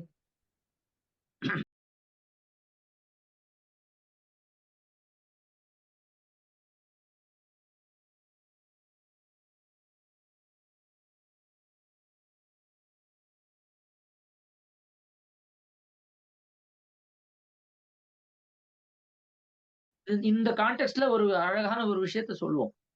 ரொம்ப உபதேச ரத்னமாலையில ரொம்ப அழகா சாதிச்சிருக்காரு. இப்போ நன்னா படிக்காதவாளோட சேராத, நன்னா படிக்கிறவாளோட சேர்ந்தா தான் நீ நன்னா படிப்பன்னு நம்ம பையன நம்ம சொல்றோம். இந்த பையன் நன்னா படிக்கிறவனோட போறான். அவ அப்பா, அம்மா என்ன சொல்லியிருப்பா? நன்னா படிக்காதவனோட சேராத. நன்னா உன்ன விட நன்னா படிக்கிறவாள் தான் சேருனா, அவன் இவன சேர்த்துக்கவே மாட்டானே அப்போ. அப்ப எல்லாருமே தன்னை விட நன்னா படிக்கிறவாளோட சேர்ந்தா, அந்த கடைசியில இருக்கிறவன் உன் கூடலாம் சேர மாட்டேன், எனக்கு படிப்பு வராதுன்னு சொன்னா, எப்படிதான் இது பிரிட்ஜ் பண்றது? அதுக்கு தான் there is a mid point இதுல. இதுக்கு there is a mid point. இத எவ்வளவு அழகா சாதிக்கிறாருன்னு பாருங்க, உபதேச மாலையில. நெறைய பேர் கேள்விப்பட்டது தான். ஆனா அது தெரியாது இது. என்னன்னா, நல்ல மனம் உள்ளதொன்றை நன்னி இருப்பதற்கு நல்ல மனம் உண்டாம். அதுபோல் நல்ல குணமுடையோர் தங்களுடன் கூடியிருப்பார்கள். தீய கந்தம் உள்ளதொன்றை சேர்ந்திருப்பதொன்றுக்கு தீய கந்தம் ஏறும் திறமது போல். இதுக்கு போய் ஒரு 2 பாசுரம் வேற போட்டு, நல்ல மனத்தோட இருக்கிறவா கிட்ட போனா நல்ல மனம் உண்டாற மாரி, கெட்ட குணத்தோட இருக்கிறவா கிட்ட போனா கெட்ட குணம் உண்டாருது. அப்படின்றதுக்கு இதுக்கு எதுக்கு 2 பாசுரம்? எந்த மனத்தோட இருக்கிறவாளோட சேர்றியோ அந்த மனம் உனக்கு உண்டாகும்னு சொல்லிட்டு போலாமே. என்ன பெரிய இது? இதுக்கு 2 பாசுரமா? அப்படின்ற மாரி தான் இருக்கும் அது பார்க்கறதுக்கு. மணவாள மாமுனிகள் பொய்யில்லாத மணவாள மாமுனிகள பத்தி ஐயோ! அதாவது வாசாம கோச்சரம். அவர் எப்படி இத கம்போஸ் பண்ணியிருக்காருன்னா, இந்த உபதேசத்தின் மாலைய, கற்றோர்கள் உகக்கணும். கத்துக்கணும்னு ஆசை இருக்கக்கூடியவா. கல்வி தன்னில் ஆசையில் உள்ளோர் உகக்கணும். ஆசை இல்லாம இருக்கான்ல, அவனும் உகக்கணும். அவன் எப்படி உகப்பான்னா, இதெல்லாம் ஒரு பாட்டா? அப்படின்னு இகழ்ந்து உகக்கணும். எல்லாருமே உகக்கணும் அவருக்கு. அதனால மற்றவர்களும் இகழ்வாங்கன்றாரு. ஏன்னா, அவன் இகழ்ந்தா தான் இதுக்கு பெருமை. இதெல்லாம் உபதேசத்தின் மேலெல்லாம் ஒரு பெரிய பாசுரம்னு இவர் பண்ணியிருக்காரு. அப்படின்னு ஒருத்தன் சொல்லணும். யாரு அப்படின்னு சொன்னா, ஒண்ணுமே தெரியாதவன் சொல்லணும். சொல்றவன் ஒண்ணும் தெரியாதவனா தான் இருக்கணும். அதனால மற்றவர்கள் மாச்சரியத்தால் இகழில் வந்ததை நிகழ்கை ஆச்சரியமோ தான் அவருக்குன்னு கேட்கிறாரு. அவன் எப்படி இகழாம இருப்பான்? அவன் இகழ்ந்துதான் ஆவான். ஏன்னா நான் தான் கற்றோர்கள்னு லிஸ்ட்ல சேர்க்கல அவன. கல்வி தன்னில் ஆசை இருப்பவரும் சேர்க்கல. அப்ப மற்றவர்கள்னா யாருன்னு தெரிஞ்சு போச்சு. இகழணும். என்ன என்ன இருக்கு? நல்ல மனம் உள்ளதொன்றை நன்னி இருப்பதற்கு நல்ல மனம் உண்டாம். விஷயம் என்ன தெரியுமா? தீய கந்தத்துக்கு தான் எப்பயுமே சக்தி ஜாஸ்தி. நம்ம சொல்லியிருக்கோம். ஒரு பாத்திரம் நிறைய பால், ஒரு சொட்டு விஷம். ஒரு பாத்திரம் நிறைய விஷம், ஒரு சொட்டு பால். 2த்துலயும் விஷம் தான் வேலை செய்யும். அது மாரி ரொம்ப நல்ல மணக்க மணக்க பிரசாதம் குடுத்து, அதுல ஒரே ஒரு துளி ஊசி போனத வச்சா, ஊசி போனதுக்கு தான் சக்தி இருக்கும் அதுல. அது என்ன இது ஊசி போனது? இது நன்னா தானே இருக்கு. அப்படின்னு அந்த பக்கத்துல ஒரு சாக்கடையே வைக்க முடியாது. சாக்கடைய வச்சா சாப்பிட முடியாது. அதனால தீய கந்தத்துக்கு தான் சக்தி ஜாஸ்தி. அதனால நல்ல மனம் உள்ளதொன்றே நண்ணி இருப்பதற்கு நல்ல மனம் உண்டாம்ன்னு சொல்றது, எனக்கு தீய கந்தம் இருக்குன்னு வச்சுப்போம். எனக்கு தீய கந்தம் இருக்கு. நான் போய் நல்ல மனம் உள்ளதொன்றதோட சேருவேனா நானு? கண்டிப்பா சேர மாட்டேன். சேர்ந்தா நான் தீய கந்தம் இருக்கிறவன்னு சொல்லக்கூடாது. அப்ப யாரு சேருவா? ஏற்கனவே நல்ல மனம் இருக்கிறவா அங்க சேர வேண்டிய அவசியம் என்ன? பின்ன யாரு அப்படின்னா, பூவுடன் சேர்ந்த நாரும் மணக்கும். நாருன்றது நியூட்ரல். நல்ல மனமும் கிடையாது, தீய கந்தமும் கிடையாது. நாருன்றது எப்படிப்பட்டது? நல்ல மனமும் கிடையாது, தீய கந்தமும் கிடையாது. அது நல்ல மனத்தோட சேரும் பொழுது, பூவுடன் சேர்ந்த நாரும் மணக்கும். அதுக்கு அந்த நல்ல மனம் உண்டாகும். அப்போ நீ எப்படிப்பட்ட ஆளா இருக்கணும்? உனக்கு நல்ல மனம் இல்லைனாலும் பரவால்ல. தீய கந்தம் இல்லாத ஆளா இருக்கணும். மிட் பாயிண்ட் அது. நியூட்ரல். அவன் அதுல சேரும் பொழுது நல்ல மனம் உண்டாகும். சரி இது புரிஞ்சுடுத்து. இப்ப அடுத்தது எதுக்கு தீய கந்தம்னா, எதுக்கு 2வதா தீய கந்தம் போட்டேன்னா, இப்ப நல்ல மனம் உண்டாயிடுத்துல்ல உனக்கு. இப்ப நல்ல மனம் உண்டான அப்புறம் சொல்றேன். தீய கந்தத்தோட சேர்ந்தேன்னா நல்ல மனம் இருந்தாலும் போயிடும். தீய கந்தத்தோட நல்ல மனம் இருந்தாலும் போயிடும். ஜாக்கிரதை சேராத. ரொம்ப ஜாக்கிரதையா இரு. தீயகந்தம் இருக்கிறதோட எனக்கு நல்ல மனம் பரிபூர்ணமா வந்துருத்துன்னு நினைச்சா கூட தீயகந்தத்தோட சேராத. தீயகந்தம் இருக்கிறவன் நல்ல மனத்தோட சேரவே போறது இல்ல. அவன் அந்த பக்கமே வரமாட்டான். ஆனா எனக்கு தீயகந்தம் இல்ல, நல்ல மனம் இல்லையே அப்படின்னு ஒரு ஆள் இருந்தா, அவன் நல்ல மனம் இருக்கிறதோட சேரும் பொழுது அந்த வாசனையிலேயே அவனுக்கு உண்டாயிடும். அந்த சேர்த்திலேயே அந்த வாசனை உண்டாயிடும். நல்ல மனம் உண்டாகும். எவ்வளவு அழகான விஷயம் பாருங்க. முதல்ல தீய கந்தம் போட்டு அப்புறம் நல்ல மனம் போட்டா அது வேலை செய்யாது. முதல்ல நல்ல மனம் போட்டுட்டு அப்புறம் தீய கந்தம் போட்டா தான் அது வேலை செய்யும். அடியேன் இது மறுபடியும் இது போயிட்டே இருக்கும் போல இருக்கு பின்னி பின்னி. இதுல நல்லது தீயதுங்கிறது என்ன கிளாசிபிகேஷன்? ஓ, யாருக்கு எம்பெருமானிடத்துல ஈடுபாடு இருக்கு, ஆனா மாட்டின் இருக்கோமேன்னு இருக்கா. எனக்கு அந்த ஏக்கம் மாதிரி இழந்தோம் என்ற இழவும் இன்றைக்கே இருக்கிறதுன்றதுதான் அந்த மிட் பாயிண்ட். சும்மா எல்லாருமே அப்படி பார்த்தா சம்சாரத்துல யாருமே மீள முடியாது. பெருமாளா பார்த்து பண்ண வேண்டியதுதான். இதெல்லாம் நம்மளா பண்ண முடியாது அப்படின்னு சொல்றவா கண்டிப்பா தீயகந்தம் தான் அது. பெருமாளே தான் எல்லாம் பண்ணணும் அப்படின்னா, அப்புறம் எதுக்கு அதிகாரி நிஷ்டான்னு சொல்றது, இதெல்லாம் செய்யின்னு சொல்றது, இதை செய்யாதுன்னு. இப்ப இவ்வளவு சாஸ்திரம் வீடு மின், பணி மின், நினை மின், நடமின்னு சொல்றது எல்லாமே பொய்யா அப்போ? என்ன வார்த்தை அது? அதனால அதெல்லாம் பூர்வாச்சாரியர்கள் சொல்றதை ஒத்துக்கணும். ஆனா இதை நான் செஞ்சதுனாலதான் எனக்கு கிடைக்கிறதுன்ற முட்டாள்தனமான ஒரு எண்ணம் வரக்கூடாது. இதை நான் செய்யறதுன்றது, நான் திருப்பி திருப்பி சொல்ற உதாரணம், இதை மனசுல வச்சுக்க வேண்டியது, மருந்துதான் நமக்குடைய ரோகத்தை சரி பண்ணும். உப்பு புளி சாப்பிடாம இருன்னு சொல்றது மருந்தை கெடுக்காம இருக்கிறதுக்கு மட்டுமே, வியாதியை சரி பண்றது கிடையாது. உப்பு புளியே சாப்பிடாதீங்க இந்த மருந்தை சாப்பிடும் போதுன்னா, உப்பு புளி சாப்பிட்டா மருந்தை கெடுக்கும். உப்பு புளி சாப்பிடாம இருந்தாலே போறோம், வியாதி சரியா போயிடும்னா மருந்தை யாரும் கொடுக்க போறது இல்லை. அதனால நீ இதை செய்யாத அதை செய்யாத இப்படிதான் இருன்னு சொன்னா இதனால மோட்சம் கிடையாது. இத மாதிரி இல்லைன்னா மோட்சத்தை ஆனா கெடுக்கும். ஏன்னா மோட்சத்தை கொடுக்கறது பெருமாள். பெருமாளுடைய உபாயத்தை கெடுக்கிறது, அதாவது அவனுடைய ரட்சணத்தை கெடுக்கிறது உன்னுடைய ரட்சணம். உன்னுடைய ரட்சணத்துக்கு உண்டான எந்த செயலை யார் செஞ்சாலும் அவ தீயகந்தம். என்னுடைய ரட்சணம் நான் பண்ணிட்டு இருக்கேன், என்னால மீள முடியலையேனாவது ஒரு ஆள் சொல்லணும். அதெல்லாம் மீள வேண்டிய அவசியம் இல்லை, எல்லாம் பெருமாள் பார்த்துப்பார் அப்படின்னு சொன்னா அவளோட சேரக்கூடாது.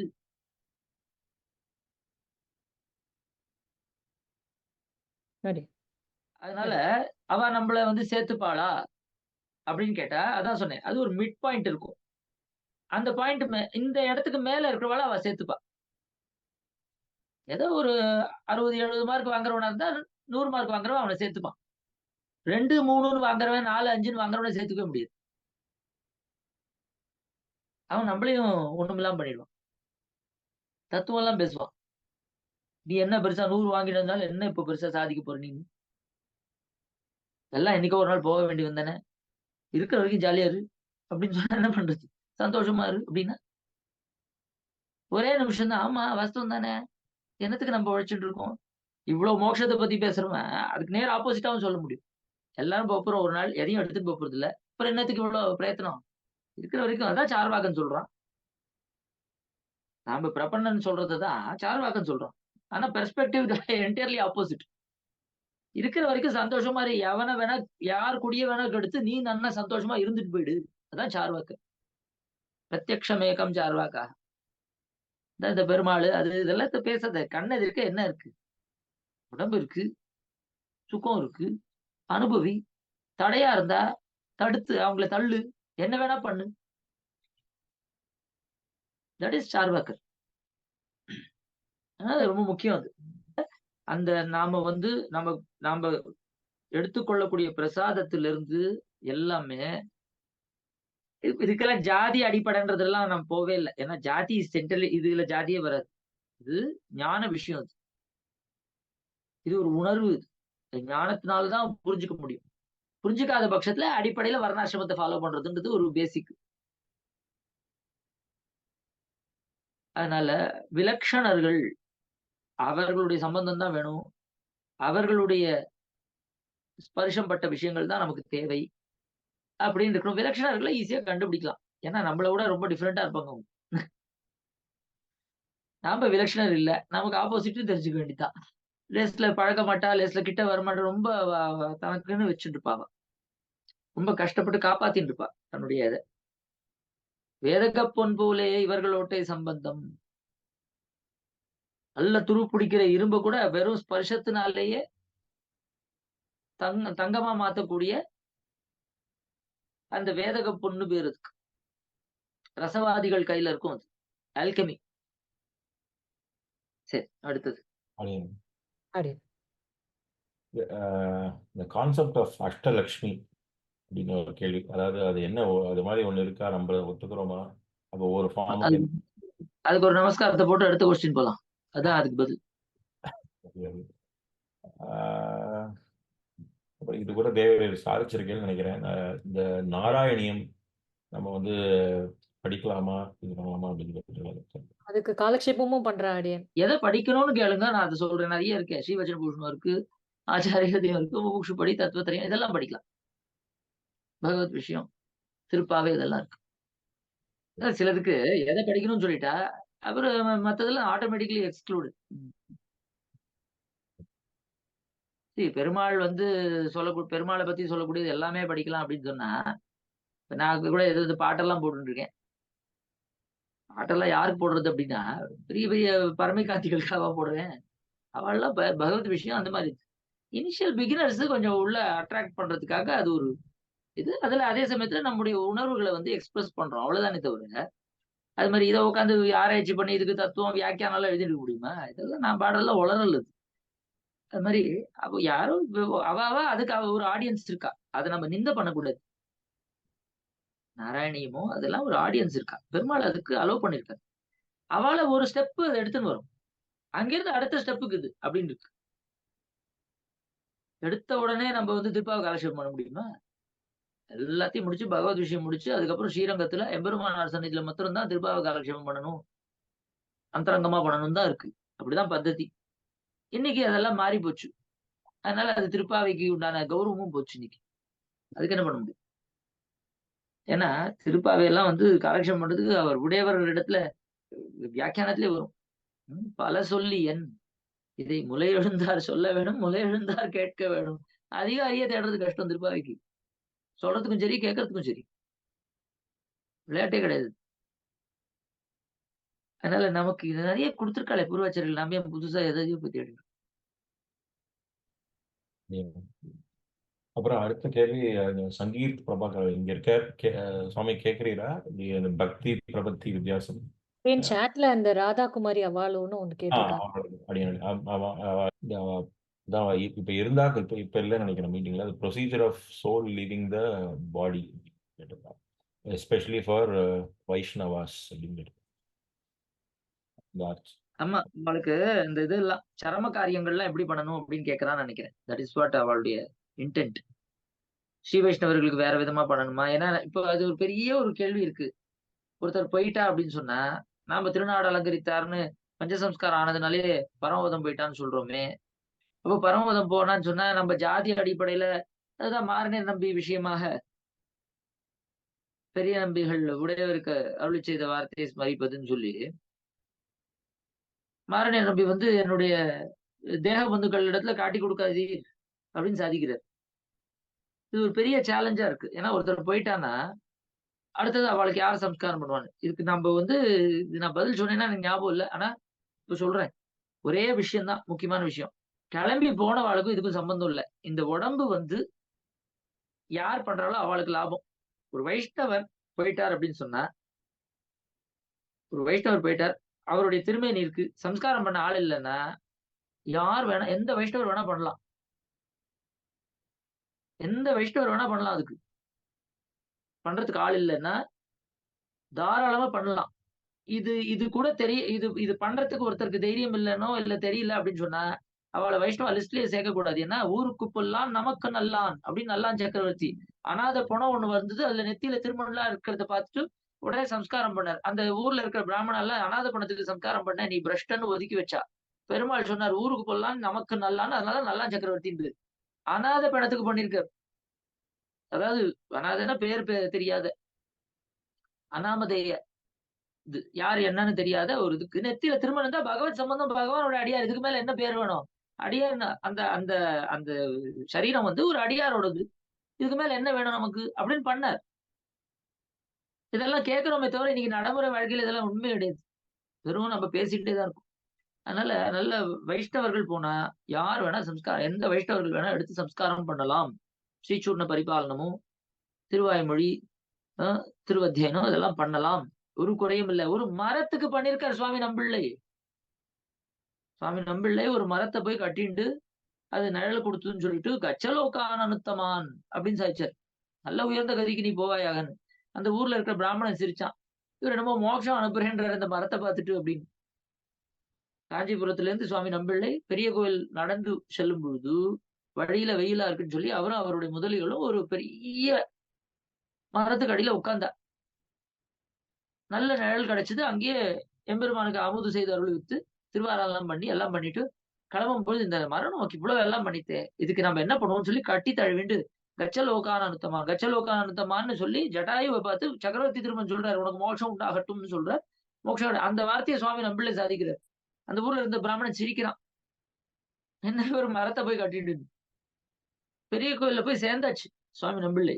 இங்க அன்னைக்கு ராத்திரி இந்த மரம் ரெண்டா பொழந்து மேல பெரிய ஒரு வேத கோஷம், வானத்துல பெரிய திருவிழா மாதிரி வெளிச்சம், அது இதுன்னு ஊர் மக்கள் எல்லாம் பார்த்து என்ன நடந்ததுன்னு உடனே அப்போ அந்த பிராமணன் சொல்றான், இந்த மாதிரி சுவாமி நம்பிள்ளை இந்த மரத்தை பார்த்து இப்படி சொன்னார், இப்படி இன்னைக்கு நடந்திருக்கு அப்படின்னு சொல்லி இந்த விஷயம் அங்க வந்த உடனே அந்த மரத்துக்கு திருவத்தியனம் பண்ணாருன்னு இருக்கு பறக்க. என்ன கோத்திரம் என்னத்த சொல்லி அங்க திருவத்தியனம் பண்றது? அதனால இதெல்லாம் ஒண்ணுமே அனுஷ்டானத்திலே இல்லாம போயிடுச்சு. அவ என்ன ஜாதி, என்ன குலம், என்ன கோத்திரம், என்ன இதுலயே நம்ம அப்படியே இப்படியே வாழ்க்கை ஓடிட்டு. ஆனா இது ஒரு விதத்துல ஒரு ஆங்கிள் சென்சிட்டிவா இருக்கு. என்ன அப்படின்னா அதுக்கு நிறைய காரணங்கள். இது எடுக்க போனா திருப்பியும் அதேதான் ப்ராப்ளம் ஆயிடும். Same problem in circles. எல்லாருக்கும் பஞ்சசம்ஸ்காரம் பண்ணிடுறது, அவளை அதிகாரியாவும் ஆக்குறது இல்ல, அவளை உட்கார வச்சு அவளுக்கு ஞானத்தை கொடுக்கறதும் இல்ல, அவளும் அதுக்கு இன்னும் பக்குவம் அடையாதுவா. அதுக்கப்புறம் அவ என்ன பெரிய பஞ்சசம்ஸ்காரம் ஆனா என்ன, அவள்லாம் என்னென்னத்தையோ சாப்பிடுறவாதான், அதை பண்றவா இதை பண்றவான்னு பழிக்கிறது அவளை. இப்படி பலவிதமான அபச்சாரங்கள்ல மாட்டிட்டு ஓடிட்டு இருக்கணும். ஒருத்தருக்கு ஒரு பக்குவம் வரும் பொழுது அந்த பக்குவம் வந்துட்டான்னு பார்த்து அதுக்கப்புறம் அவன் நம்ம கூட உட்கார போறானா, அவனுக்கு உட்கார்ந்து முழுக்க நம்ம எல்லா விஷயங்களையும் சொல்லி அவனை நம்ம கையை பிடிச்சு கூட்டிட்டு போவோன்ற நிலை வந்தா தான் பண்ணணும். அந்த காலத்துல அப்படித்தான் பண்ணியிருந்தா. அதெல்லாம் மாறி போச்சு. மாறினதுனால என்ன ஆயிடுச்சு அப்படின்னா, எல்லாருக்கும் பண்ணா நல்லது தானே, ரொம்ப நல்லதுதான். அப்ப அந்த நல்லதை நீ ஒத்துக்கோ. அவளுக்கு நல்லது நடக்கும், மோட்சம் போறான்னு சொல்றியா? ஒருவேளை அவ போயிட்டான்னா என்ன, இவ எல்லாம் ஹோட்டல்ல எல்லாம் சாப்பிடுறா, இவளுக்கு எல்லாம் என்ன இது சும்மா பஞ்சசம்ஸ்காரம் ஒரு பேருக்குதான் அப்படின்னு சொல்றாள். இப்போ அது ஏன் சொல்றீங்க? சோ இது கம்ப்ளீட்டா சம்சாரிகளோட மோசமா தான் நம்ம ஆயிட்டு இருக்கோம். ஒரு பக்கம் பார்த்தா ஒண்ணுமே இல்லாதவாளையும் திருநாட்டு அலங்கரித்தார், ஆச்சாரியன் திருவடி அடைந்தார். ஆச்சாரியன் பக்கமே எட்டி பார்க்காத ஆளுகள்லாம் ஆச்சாரியன் திருவடி அடைந்தான்னு சொல்றோம், ஒண்ணுமே இல்லைன்னு சொல்லிட்டு. இன்னொரு பக்கம் உனக்கு எல்லாம் உண்டு, மோட்சம் கண்டிப்பா உண்டு, எம்பெருமானார் சம்பந்தம் இருக்கு, கவலைப்படாத நான் பாத்துக்கிறேன் அப்படின்னு இன்னொரு பக்கம் பயங்கெடுத்தல் இதுவும் இருக்கு. பண்ணிக்கிறவா பாவம், அது ஏதோ மோட்சம்னா ஏதோ பிக்னிக் மாதிரியோ இல்ல ஏதோ ஒரு பெரிய பொசிஷன் மாதிரியோ ஒரு ஒலிம்பிக் மெடல் மாதிரி நினைச்சிட்டு அவ பண்ணிக்கிறாத. போன ஆளை கூப்பிட்டு கேட்டாதானே தெரியும் எங்கேயா போன நீ அப்படின்னு. அவன் அங்க திட்டின்னு இருப்பான், என்னை ஏமாத்திட்டாங்க, இங்க வந்தா இங்க எல்லாரும் இடிச்சு கூப்பிடவே இல்லை என்ன மோட்சத்துக்கு யாரும், கேட்டா நீ எதையுமே விடலன்னு சொல்ற அப்படின்னு அவன் தான் புலம்பிட்டு இருப்பான் எங்கேயோ பிறந்து. ஏன்னா இதெல்லாம் விலட்சண மோட்சாதிகாரி நிர்ணயத்துல எடுக்கிறார். அவன் கிரமமா பரமை காந்தியாம் வரை இல்ல சுவாமி நம்பிள்ளை இப்படி சாட்சிக்கிறார். நம்பிள்ளை காலத்துல அவருடைய அபிமானத்துல மரத்துக்கே கொடுத்தார் அவர். எம் ஸ்பிருஷதி பாணிபியாம் எம் பஷ்யதி சக்ஷுஷா ஸ்தாவராண்யபி முச்சந்தே கிம் புனர் பாந்தவா ஜனா.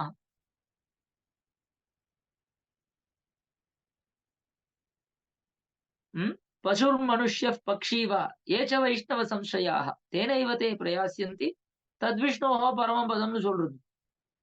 அவர்கள் கண் பார்வைப்பட்டாலே மோட்சம் அப்படின்னா மோட்சம் போகணும்னு அவ நினைக்கணும். அவளுடைய அபிமானத்துல அது ஒதுங்கினாத்தான் அது அவ பரதந்திராவும் இருக்கணும்.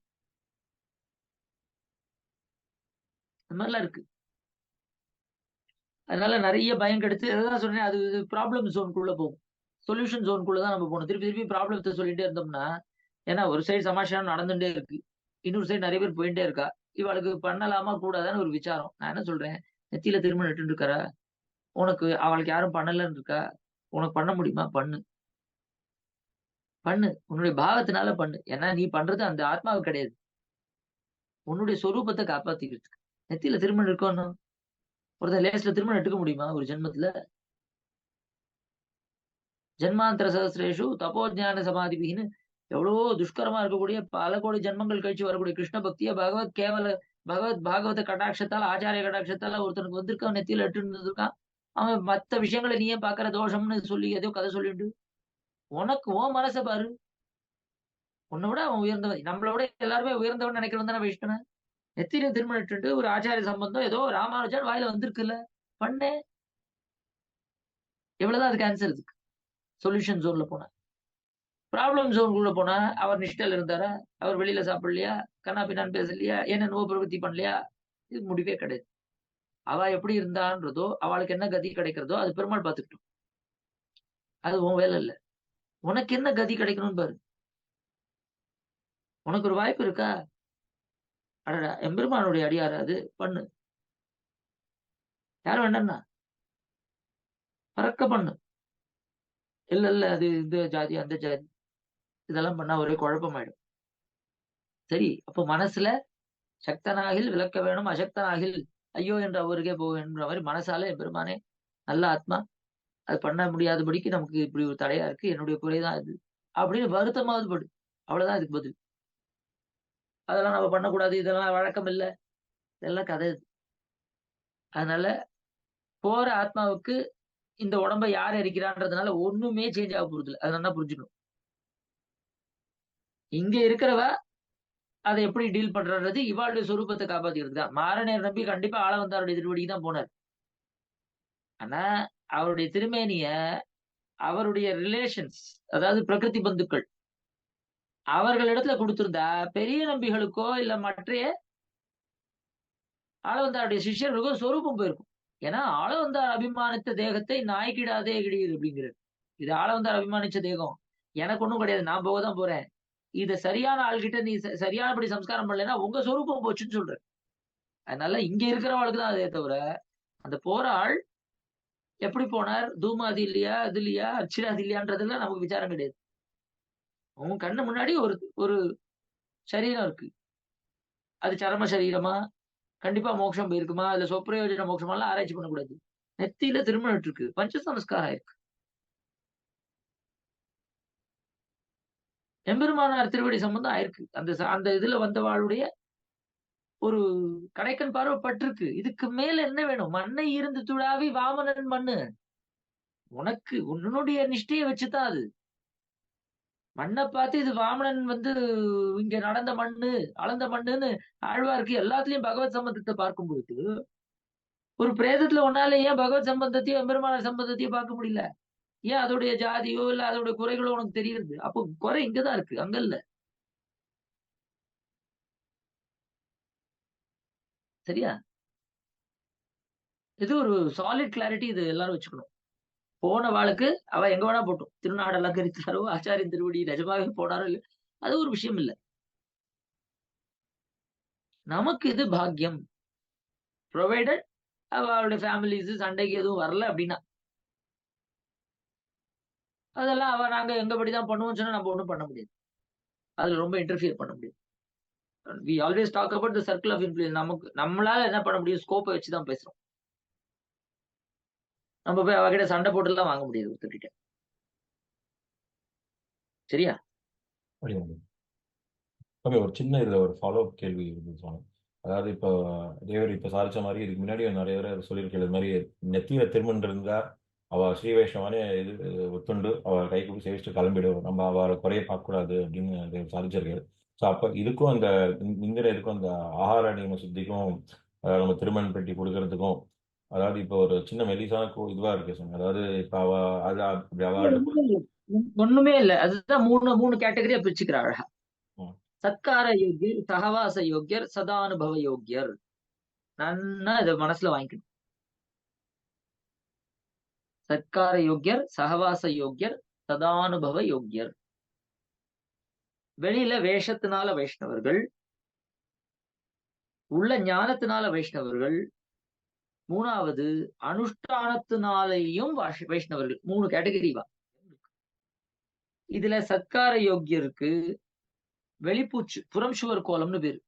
எழுதியிட்ட வைஷ்ணவன் இது பெயிண்ட் அடிச்சதுன்னு சொல்றா. ஆனா அதுக்காக அவளை நிந்தனை பண்ணக்கூடாது. ஏன்னா இது பண்றதுக்கே பெரிய பகவத் கடாட்சம் தான் வரும். அண்ட் எல்லாருமே ஸ்டார்டிங்ல அப்படிதான் ஆரம்பிப்பா. இதுல வெளியில வேஷத்தினால வைஷ்ணவர்களை கண்டுபிடிச்சிடலாம். அவளுடைய ஞான அனுஷ்டானங்கள் வெளியில பல்லு இழிச்சிடும். ஆனா அதை குறைய சொல்லக்கூடாது. அது it is known as only measuring, not criticising. ரெண்டுத்துக்கு வித்தியாசம் இருக்கு. உனக்கு இவ்வளவு தெரியும் அப்படின்னு சொல்றது வேற, உனக்கு இவ்வளவுதான் தெரியுமா அப்படின்னு சொல்றது வேற. புரியுறதா? அதனால இவளுடைய இதை பார்க்கும் பொழுது இன்னும் ஞானம் உள்ள ஊரல, அனுஷ்டானத்துல வரல. ஆனா வெளியில நெத்தியில இட்டு இதெல்லாம் இருக்கா. நம்முடைய கணிப்புல நம்முடைய ஞானத்துக்கும் அனுஷ்டானத்துக்கும் இவாளால பங்கம் உண்டாகும் அப்படின்னு தெரிந்தால் அவர்களை நிந்த பண்ணாதபடிக்கு ஒருவேளை நேர்ல பார்த்து பேச வேண்டி இருந்ததுன்னா கண்டிப்பா மனசார கைகூப்பி, அவளுக்கு பகவத் சம்பந்தம் இருக்கிறதுனால மனசார கைகூப்பி அவர்களுக்கு சத்காரம் பண்ணி அவளுக்கு என்னென்ன வேணுமோ அதை கௌரவத்தை பண்ணி எவ்வளவு சீக்கிரம் முடியுமோ அவளிடத்துல இருந்து தூரம் போயிடும், கடக்கவர்த்திக்க வேணும். அதனால அவளுக்கு ஒரு சம்பாவனை பண்ணலாம், பிரசாதம் கேட்டா அவளுக்கு பிரசாதத்தை சாதிக்கலாம், எல்லாம் பண்ணலாம். அவ திருவடிய விளக்கி அந்த தீர்த்தத்தை எடுத்துக்க முடியாது. கீழே விழுந்து சேவிக்கலாம், ஒன்னும் குறையில்லை. வந்தனீயர் பூஜனீயர்னா அவ திருவடியை விளக்கி தீர்த்தம் எடுத்துக்குது. ஆனா இந்த மாதிரி இருக்கிறவாள அஞ்சலி கை கூப்பலாம். மனசுல இவனெல்லாம் கை கூப்புறோமே அப்படின்னு நினைக்க கூடாது. இவர்கள் பகவத் சம்பந்தம் உடையவர்கள். நாமளும் இந்த மாதிரி ஒரு நிலையில இருந்திருக்கோம் ஒரு காலத்துல. நமக்கே நம்மள மாதிரி ஒரு கேடுகட்ட ஆளுக்கே இவ்வளவு தூரம் நம்ம வந்திருக்கோம் நம்ம நினைக்கிறோம்னா இவாளுக்கும் உண்டு. இது ஒரு காலத்தினுடைய கட்டாயத்துல வரக்கூடியது. கிரமமா வர்றதுனால இப்ப இந்த நிலையில இருக்கா. இவா நம்ம விட வேகமாவே கூட வர முடியும் அப்படியெல்லாம் நினைச்சுண்டு ரொம்ப கௌரவ புத்தியோட மனசார அவளை வணங்கணும், இன்சொல் பேசணும், நம்மால முடிந்த அளவுக்கு சத்காரம் பண்ணணும். இப்படி எல்லா விதத்திலயும் அவளை கௌரவம் பண்ணிட்டு எவ்வளவு சீக்கிரம் முடியுமோ அவளத்துலயும் தூர தள்ளி போயிட்டு அடுத்த தடவை கிட்ட போகாம ஜாக்கிரதையா காப்பாத்திக்கணும். ஆனா அவளிடத்துல ஒரு கெட்ட எண்ணத்தோட கிடையாது. இந்த அனுஷ்டானம் நமக்கு பிரச்சனை. இதுக்கு ஒரு உதாரணம் சொல்றேன். இது எப்படி அனுஷ்டானத்துல கொண்டு உதாரணம் சொன்னதான் புரியும். நம்ம ஆத்துலயே ஒருத்தருக்கு கொரோனா இருக்கு, பக்கத்திலேயே உட்கார்ந்து இருப்போம். நம்ம தள்ளிதானே இருக்கும். மாஸ்க் எல்லாம் போட்டுக்கிறோம்ல. என்ன எங்கிட்ட மாஸ்க் போட்டுக்கிற, வெளியாள் கிட்ட போட்டுக்கோ, எங்கிட்டையும் போட்டுக்கிறியே அப்படின்னா வியாதி கண்டா எனக்கு பயம். உன்னிடத்துல எனக்கு உறவாடுறதுக்கு ஆசை. அது போல உன்னுடைய பகவத் சம்பந்தத்துல எனக்கு உறவாடுறதுக்கு ஆசை. ஆனா உன் ஞான அனுஷ்டானம் எனக்கு வியாதி அது. அதனால ஆத்து மனுஷாலா இருந்தாலும் ஒரு கொடுமையான வியாதி இருக்கும் பொழுது, தொத்து வியாதி ஏதோ இருந்தா, ஒருத்தருக்கு அம்மை போட்டிருக்குன்னு சொன்னா பக்கத்துலயே போய் நானும் உட்காந்துக்கிறேன் எனக்கும் வரட்டும்னு யாரும் சொல்ல மாட்டா. முட்டாள்தனம் அது. தன்னை காபந்து பண்ணிட்டு அவளுக்கு ட்ரீட்மெண்ட்டும் பண்ணணும். இங்க நம்மளால ட்ரீட்மெண்ட் எல்லாம் பண்ண முடியாது. அட்லீஸ்ட் காபந்தம் பண்ணிக்கலாம், அவளுக்கு நம்மளால முடிஞ்ச உதவியை பண்ணலாம். கொடுக்கல் இருக்கலாம், வாங்கல் இருக்கக்கூடாது. அடுத்தது சத்கார யோக்கியர், சகவாச யோக்கியர். ஞானம் நன்னா ஊறி இருக்கும், அனுஷ்டானத்துல இல்லாம இருக்கும். நல்ல ஞானம் இருக்கும், அனுஷ்டானம் இல்லாம இருக்கும். அவர்களிடத்துல ஞான பரிமாற்றத்தை மாத்திரம் பண்ணிக்கலாம். போதையந்த பரஸ்பரம். மூன்றாவது சதானுபவ யோக்கியர். அவ திருவடிய கதின்னு அங்கேயே கடக்கணும், மாற்று கருத்தே கிடையாது. ஆனா அது யாரு சதானுபவ யோக்கியர்னு எடுத்து பார்த்தோம்னா ஆழ்வார் தவிர யாரையுமே சொல்ல முடியாது, பூர்வாச்சாரியர்கள் தவிர யாருமே சொல்ல முடியாத அளவுக்கு இருக்கு. இல்ல விலட்சணமோக்ஷ அதிகாரிகள் நிர்ணயத்துல பார்த்தா அனுஷ்டானம்னா அப்படியே எம்பெருமானே கதின்னு சரணாகதி பண்ணிட்டு அவனோட சந்நிதியிலயோ எங்க அப்படியே அவனே கதின்னு வாழடுவா. வேற எந்த லௌகிக விஷயத்துலயும் எதுலயுமே ஒண்ணுமே தெரியாத அவளுக்கு, பேசவே புரியாது அவளுக்கு. வெறும்னு அவளுடைய சந்நிதியில அவாதான் நம்மள இது என்ன யோக்கியர்னு அவாதான் பார்க்கும்படியா இருக்கும். அதான் சொன்னேனே, அது மிட் பாயிண்ட் இருக்கு. இப்ப நாம போறோம் அவ கிட்ட, அவ நம்மள சேர்த்துப்பாளா அப்படின்னா, நம்ம எந்த லெவல்ல இருக்கோன்றத வச்சுதான் அவ சேர்த்துக்கிறதும் சேர்த்துக்காது. நம்மள பார்த்து அவ ஓடுற மாதிரி இருந்தா என்ன பண்றது? கடக்க வர்த்திக்கு வேணும்னு அவ ஓடினானா அதுவும் இருக்கு இல்லையா? நம்ம அவ கிட்ட திருமணம் கொடுத்துட்டு திருப்பி வாங்கலாமான்னு கேக்குறோமே, இவ கிட்ட எல்லாம் நாம திருமணம் வாங்கணுமா? இன்னைக்கு போய் நம்ம எப்படியும் ஸ்ரீபாத தீர்த்தம் எடுத்து சுத்தி பண்ணிக்கணும் அவ நினைச்சா என்ன பண்றது? அதுவும் இருக்கே. அதனால இந்த கேட்டகரிஸ் இருக்கு. சத்கார யோக்கியர், சகவாச யோக்கியர், சதானுபவ யோக்கியர் இருக்கு. சாட்சாத் ஆழ்வார் கையார் சக்கரத்தின் கர்மாணிக்குமே நின்று பொய்ய கைமை சொல்லி புறமே புறமே ஆடி மெய்யை பெற்ற விந்தன் சாதிக்கும் பொழுது நாம எல்லாம் என்ன அப்படியே எடுத்த உடனேவே வந்து உள்ள நுழைஞ்சிடுவோமா? நம்ம பொய் தான் நம்ம சொல்றது, மெய்ன்னு சொல்றதே பொய் தான் பெரும்பாலும். நல்லா இருக்கு. இப்ப கிளியரா இருக்கா பதில்?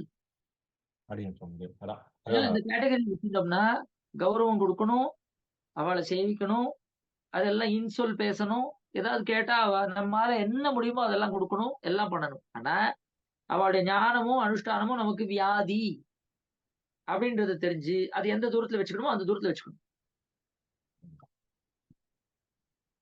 அப்படி அது எவ்வளவு தூரம் அப்படிலாம் கேட்க கூடாது. அப்புறம் அதுக்கு என்ன ஸ்கேல் இருக்கா? அவளுடைய ஞானத்துக்கும் அனுஷ்டானத்துக்கும் வெயிட் பார்க்க முடியுமா எல்லாம் கேட்க கூடாது. அதெல்லாம் தெரியலன்னா பேசாம இங்க வந்து உட்காருங்க என்கிட்ட, எல்லாத்தையும் விட்டுட்டு சொல்லித்தரேன் நான் எப்படி. அது அப்படின்றது அந்த பாகவத அபச்சாரம் கேட்டகரியில அது வராது. இது மாதிரி பண்றது இல்ல, அது ஒன்றும் தவறு இல்லை அப்படின்னு. எது இந்த அவளை நிந்த பின்ன பாகவத அபச்சாரம் வரும். இல்ல, இந்த மற்ற அனுஷ்டானங்கள் இது மாதிரி தள்ளி இருக்கிறதோ இல்ல நாங்க இருக்கிறதா சாப்பிட்ட நீங்க உங்களுக்கு இந்த ஞான அனுஷ்டானம் இல்ல, அதனால நான் கொஞ்சம் தள்ளி இருக்கேன்னு சொல்லக்கூடாது போயிட்டு. கண்டிப்பா கண்டிப்பா அப்படின்னு இவளுக்கு ஞான அனுஷ்டானம் சரியா இல்லாதனால நம்ம இவகிட்ட இருந்து தள்ளி இருக்கோம் அப்படின்னு சொல்லக்கூடாது.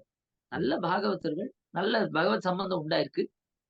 அதனால சீக்கிரமா இவளுக்கு இன்னும் நல்ல இதுவாகணும், நம்முடைய தோஷம் எதுவும் கலக்காம இருக்கணும் முதல்ல அப்படின்னு சொல்லணும். அவளிடத்துல இருந்து கலக்க வர்த்திக்க தள்ளி போறதுக்கு என்ன சொல்லணும்னு சாதிக்கிற ரொம்ப ஆச்சரியம் அது.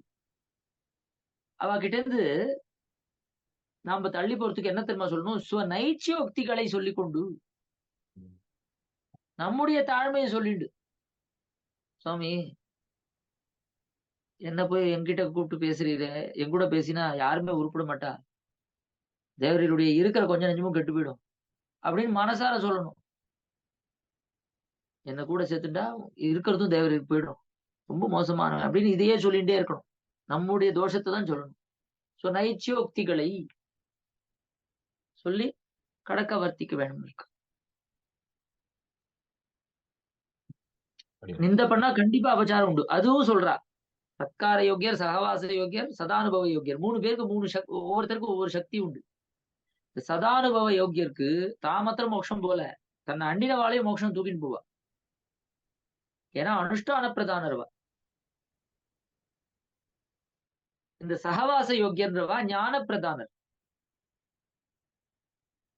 அப்படின்றதுனால அவளுக்கு தான் ஒரு ஆச்சாரியனை பற்றி தான் மோட்சம் போயிடுவா, இன்னொருத்தர மோட்சம் கூட்டின்னு போற சக்தி கிடையாது. இந்த சத்கார யோக்கியன் இருக்காளே முதல்ல இருக்கிறவா, அவளுக்கு என்ன சக்தி தெரியுமா உண்டு? தான் மோட்சம் போற சக்தி கிடையாது. ஏன்னா அவளுக்கு இன்னும் அனுஷ்டானமோ ஞானமோ வரல. அதனால மத்தவாளுக்கு மோட்சம் கொடுக்கிற சக்தி கிடையாது. ஆனா அவளை யார் நிந்த பண்றாளோ அவளுடைய மோட்சத்தை கெடுக்கிற சக்தி உண்டு. நம்ம தலையில அபச்சாரத்தை தலையில கட்டி நம்மள உருப்படாம பண்றக்கூடிய சக்தி உண்டு அவளுக்கு இருந்து எடுக்கிறது. அதனால ரொம்ப ஜாக்கிரதையா இருக்கணும். அவகிட்ட போய் நிந்த பண்றேன்னு பண்ணக்கூடாது. ஒவ்வொருத்தருக்கும் ஒவ்வொரு சக்தி. இவாளுக்கு என்ன சக்தி இருக்குன்னா, நம்ம தலையில அபச்சாரத்தை கட்டி நம்முடைய மோட்சத்தை கெடுக்கக்கூடிய சக்தி உண்டு. அப்படின்னா என்னன்னா அவளிடத்துல பண்ணக்கூடாது. அதுக்கு என்ன சொல்றான்னா, ராஜகுமாரனை ராஜாதான் தண்டிக்கும். ராஜகுமாரனை யார் தண்டிக்கணும்னா ராஜா தான் தண்டிக்கணும். ராஜகுமாரன் இந்த மாதிரி சரியில்லை தப்பு பண்ணிட்டான், ராஜா கிட்ட போய் சொன்னா என் பையனை பத்தியா சொன்னேன் அப்படின்னு முதல்ல நம்மள தண்டிப்பான். அது போல பகவத் சம்பந்தம் உடையார பகவான் தான் திருத்தணும். நாம வந்து அவளை ஏதாவது சொல்லி பெருமாளை இது இப்படி இருக்கு பாரு அப்படின்னு சொன்னா முதல்ல நம்மளதான் உதைப்பானாம். சரியா? அதனால எந்த விதத்திலயும் நிந்த பண்ணக்கூடாது, எந்த விதத்திலயும் எந்த பண்ணக்கூடாது, ஜாக்கிரதையா இருக்கணும். நமக்கு அவ அனுஷ்டானம் அதெல்லாம் வராம இருக்கணும், வராதபடிக்கு காபந்து பண்ணிக்கணும். ஒருவேளை நமக்கு அனுஷ்டானம் முதல்ல இருந்ததுன்னா, ஞான அனுஷ்டானம் இருந்தா அதை காபந்து பண்ணிக்கணும். ஆனா அவ முகம் சுளிக்கிற மாதிரியோ அவ மனசை வருத்தப்படும்படியாவோ நடந்துக்கணும். ரொம்ப ஜாக்கிரதையா. எவ்வளவு கஷ்டம் அது, கஷ்டமா இல்லையா? அவசியம் அவசியம். அப்புறம் ஏன் அவகிட்ட போறீங்க? பேசாம ஓரமா உட்காரலாம்ல, நம்மள மாதிரி ஊருக்கு ஒதுக்கு போருமா. எல்லா நாட்டையும் விட்டுட்டு எங்கேயோ ஒரு ஓரத்துல ஒளிஞ்சுட்டு பேசாம இருக்கிற வரைக்கும் வாயை கையெல்லாம் கட்டிட்டு வேலையை முடிச்சுட்டு போயிடணும். இதுதான் உண்மையிலேயே ஏகாந்தம்ன்றது. எதுக்கு ஏகாந்தம்னா, நம்மால சும்மா இருக்க முடியாது, அபச்சாரப்பட்டுடும்,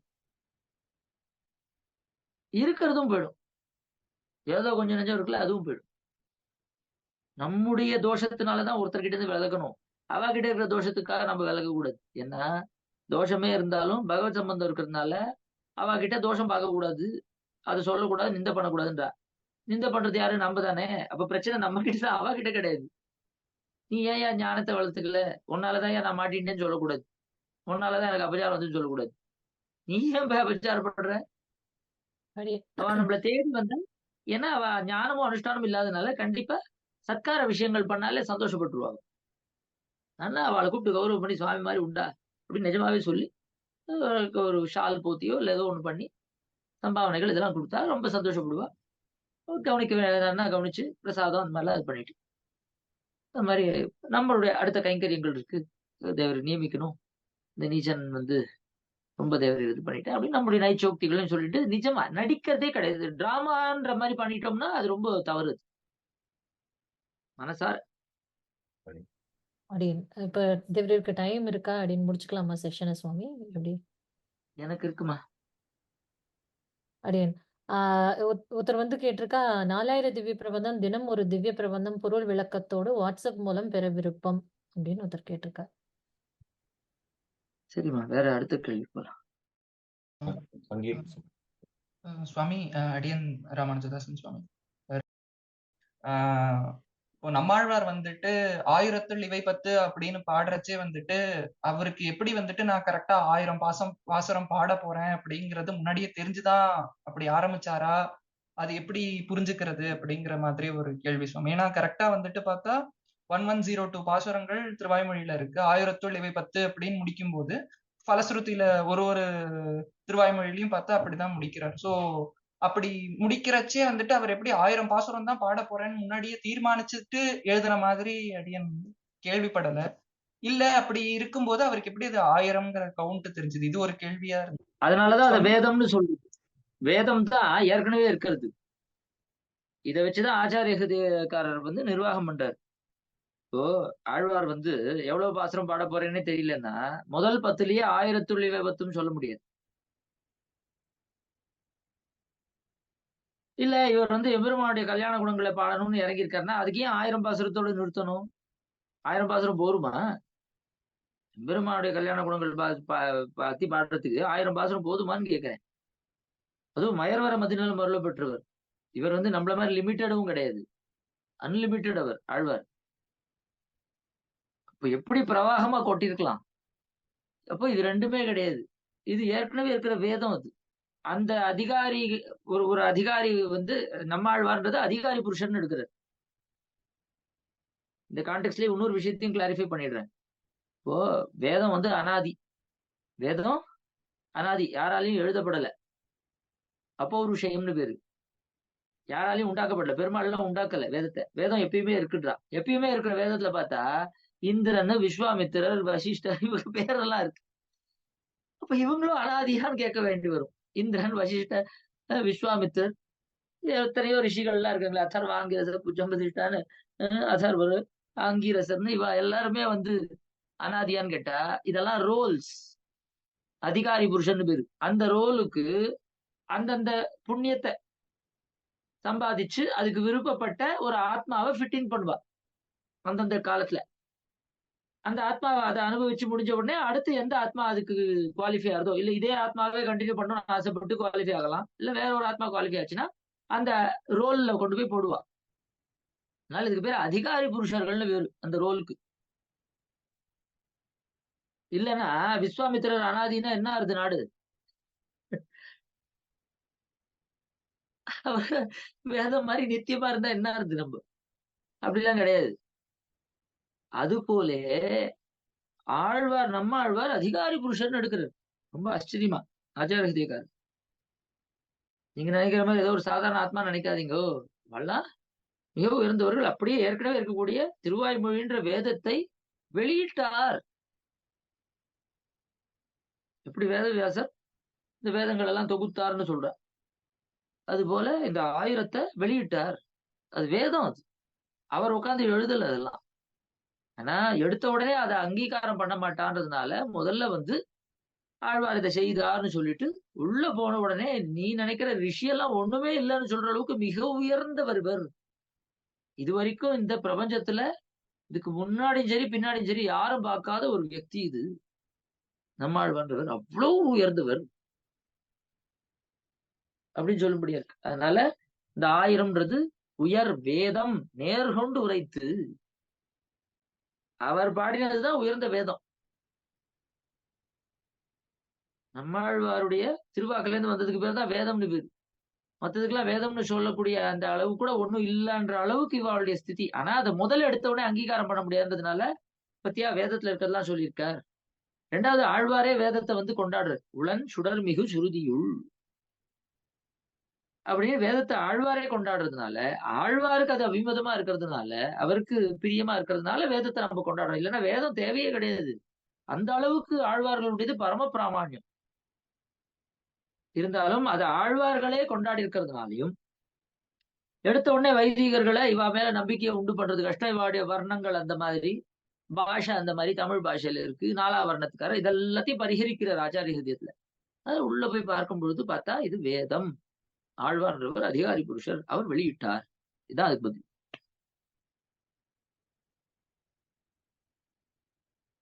ரெண்டாவது கேள்வி. சுவாமி அதுலயே இப்ப வெளியிட்டார் அப்படின்னு சொல்றதுல அது அது எப்படி புரிஞ்சுக்கிறதுன்னு எனக்கு இன்னும் வேற ஏதாவது எக்ஸாம்பிள் எடுத்துக்காட்ட முடியுமா சொல்லுங்க.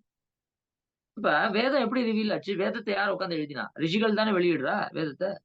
அவ உட்காந்து எழுதினான்னு அர்த்தமா?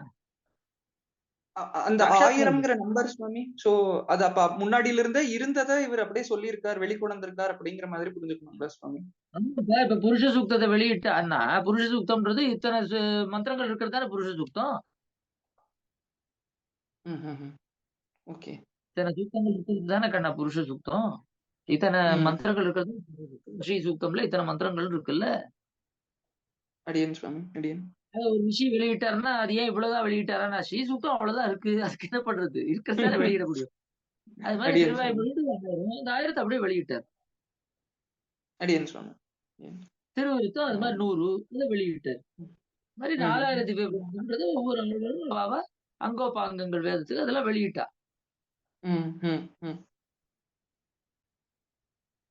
திருவரங்க தமுதனார் ரிஷின்னு சொல்லி ராமானுஜ நூற்றந்தாதியே அருளி செயலுக்கு முடிவுல இதுவா கன்க்ளூஷனா போய் சேர்த்திருக்காளே. அப்புறம் என்ன? திருவரங்க தமுதாகிய புண்ணியனேன்னு சொல்ற இடத்துல ரிஷி சந்தஸ் தேவதை இது 3 ஒரு மந்திரத்துக்கு உண்டு. மந்திரங்களை சொல்லும் பொழுது ரிஷியை சொல்லி சந்தஸ சொல்லி தேவதையை சொல்லி ஆகணும். வேதவியாசோ பகவான் ரிஷி அனுஷ்டுப் சந்தா ஸ்ரீ மகாவிஷ்ணு பரமாத்மா ஸ்ரீமன் நாராயண தேவதான்னு விஷ்ணு சஹஸ்ரநாமத்துக்கு அதை மந்திரமா இது பண்ணும் பொழுது உபாசனை பண்றவாள்லாம் வந்து அந்த மாதிரி சொல்றாளே பாக்குறோமே, அதுக்கு ரிஷிய சொல்றா. யஜ்ஞோபவீத தாரணே மந்திரஸ்ய பிரம்மா ரிஷி திருஷ்டுப் சந்தா திரைவித்யா தேவதான்னு சொல்றது இல்லையா? அது போல ராமானுஜ நூற்றந்தாதி வந்து முழுக்க பிரபன்ன காயத்ரின்னு அதுக்கு திருநாமம் வச்சிருக்கா. ஏன்னா ராமானுஷான்றது மந்திரம். நச்சேத் ராமானுஜேதேஷா சதுரா சதுரக்ஷரி. நாராயணான்றது மந்திரம் கிடையாது. ஓம் நமோ நாராயணாயான்றதுதான் மந்திரம். நாராயணான்றது நாமமா இருக்கலாம். ஆனா ஓம் நமோ நாராயணாயான்ற அஷ்டாட்சரம் தான் மந்திரம். ஆனா ராமானுஜருக்கு ஸ்ரீமதே ராமானுஜாய நமஹ மந்திரம் இல்ல, ராமானுஜான்றதுதான் மந்திரம். ராமானுஜஹ ராமானுஜஹ அப்படிங்கிறது தமிழ்ல ராமானுஷா அப்படின்னு. சதுரா சதுரக்ஷரி அது அஷ்டாட்சரி மாதிரி, இது சதுரக்ஷரி, இது மந்திரம். அது ராமானுஜன். அதனால ராமானுஜன்ற அந்த திருநாமத்தை தான் 108 பாசுரத்திலயும் இருக்கும். அது ராமானுஜ நூற்றந்தாதியில. அதனுடைய தனியன்ல எடுத்து பார்த்தா நயந்தர பேரின்பமெல்லாம் பழுதொன்று நன்னினர்பால் சயந்தர கீர்த்தி ராமானுஜமுனி தாளினை மேலும் ராமானுஜன தேவதையா சொல்லி உயர்ந்த குணத்து திருவரங்கத்தமுது ஓங்கும் அன்பாலியம்பும் அப்படின்னு திருவரங்கத்தமுதனார ரிஷியாகவும் அன்பாலியம்பும் கலித்துறை அந்தாதி ஓத இசனெஞ்சமேனு கலித்துறை அந்தாதியை சந்தசாவும் சொல்லி அப்படியே அது மந்திரமா தான் சொல்லியிருக்கு. அதனாலதான் இந்த தனியன்கள் எல்லாமே பண்ணது எதுக்காக அப்படின்னு சொன்னா ரிஷி சந்தஸ் தேவதை அப்படின்ற கிரமத்துல அத மந்திரமாவும் மந்திர கௌரவமும் கொடுக்கறதுக்காக தான் எல்லாம் சொல்லியிருக்கு.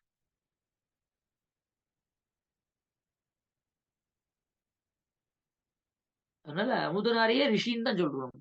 வெளியிட்டார் 108 அவர் உட்காந்து எழுதல அதெல்லாம். இல்லைன்னா அருள்செயல்ல போய் இப்படி உட்கார முடியும். அது இது ரெண்டுமே எம்பெருமானாருடைய அருளால் தான் வந்திருக்கும். சிலது எம்பெருமானார் ஏத்துக்கிறார், சிலது ஏத்துக்கல. அந்த கான்டெக்ட் தான், அந்த டயத்துல அது ஏத்துக்கல. தன்னை பெருமாள்னு சொல்லி பாசுரத்துல சொல்றதை ஏத்துக்கல, வெளிப்படையா சொல்றது இல்ல. ரெண்டாவது மற்றவர்களுடைய சம்பந்தத்தை இட்டு கடைசியில கையில் கணியன கடனை காட்டி தரலும் முந்தன் மெயில் பிறங்கிய சீரண்டி வேண்டலன்னு சொல்றாரு. எனக்கு பெருமாளை காட்டாத, எனக்கு வேண்டாம், உன் திருவடி தான் எனக்குன்னு சாதிக்கிறார் திருவரங்கத்தமுதனார். ஆனா ஆழ்வார்கள் சம்பந்தத்தை இட்டு இப்படி அந்த குரு பரம்பரைய முன்னிட்டு, ஏன்னா எம்பெருமான ராமானுஜன்றது துவயம், குரு பரம்பரையை முன்னிட்டு தான் துவயம் சொல்லணும் அப்படின்னு இருக்கு. குரு பரம்பரையை சொல்லாதபடி ஆழ்வார்களை ஆள வந்தார் வரைக்கும் சாதிக்கிறார். ஆள வந்தார் திருநாமம் அருளி செல்ல எங்கேயுமே கிடையாது. ராமானுஜன் இருந்ததுதான் நமக்கு கொடுத்துருக்கு. ஆள வந்தார் நாதமுனிகள் 2 பேரையும் சேர்த்து விடுத்தாது.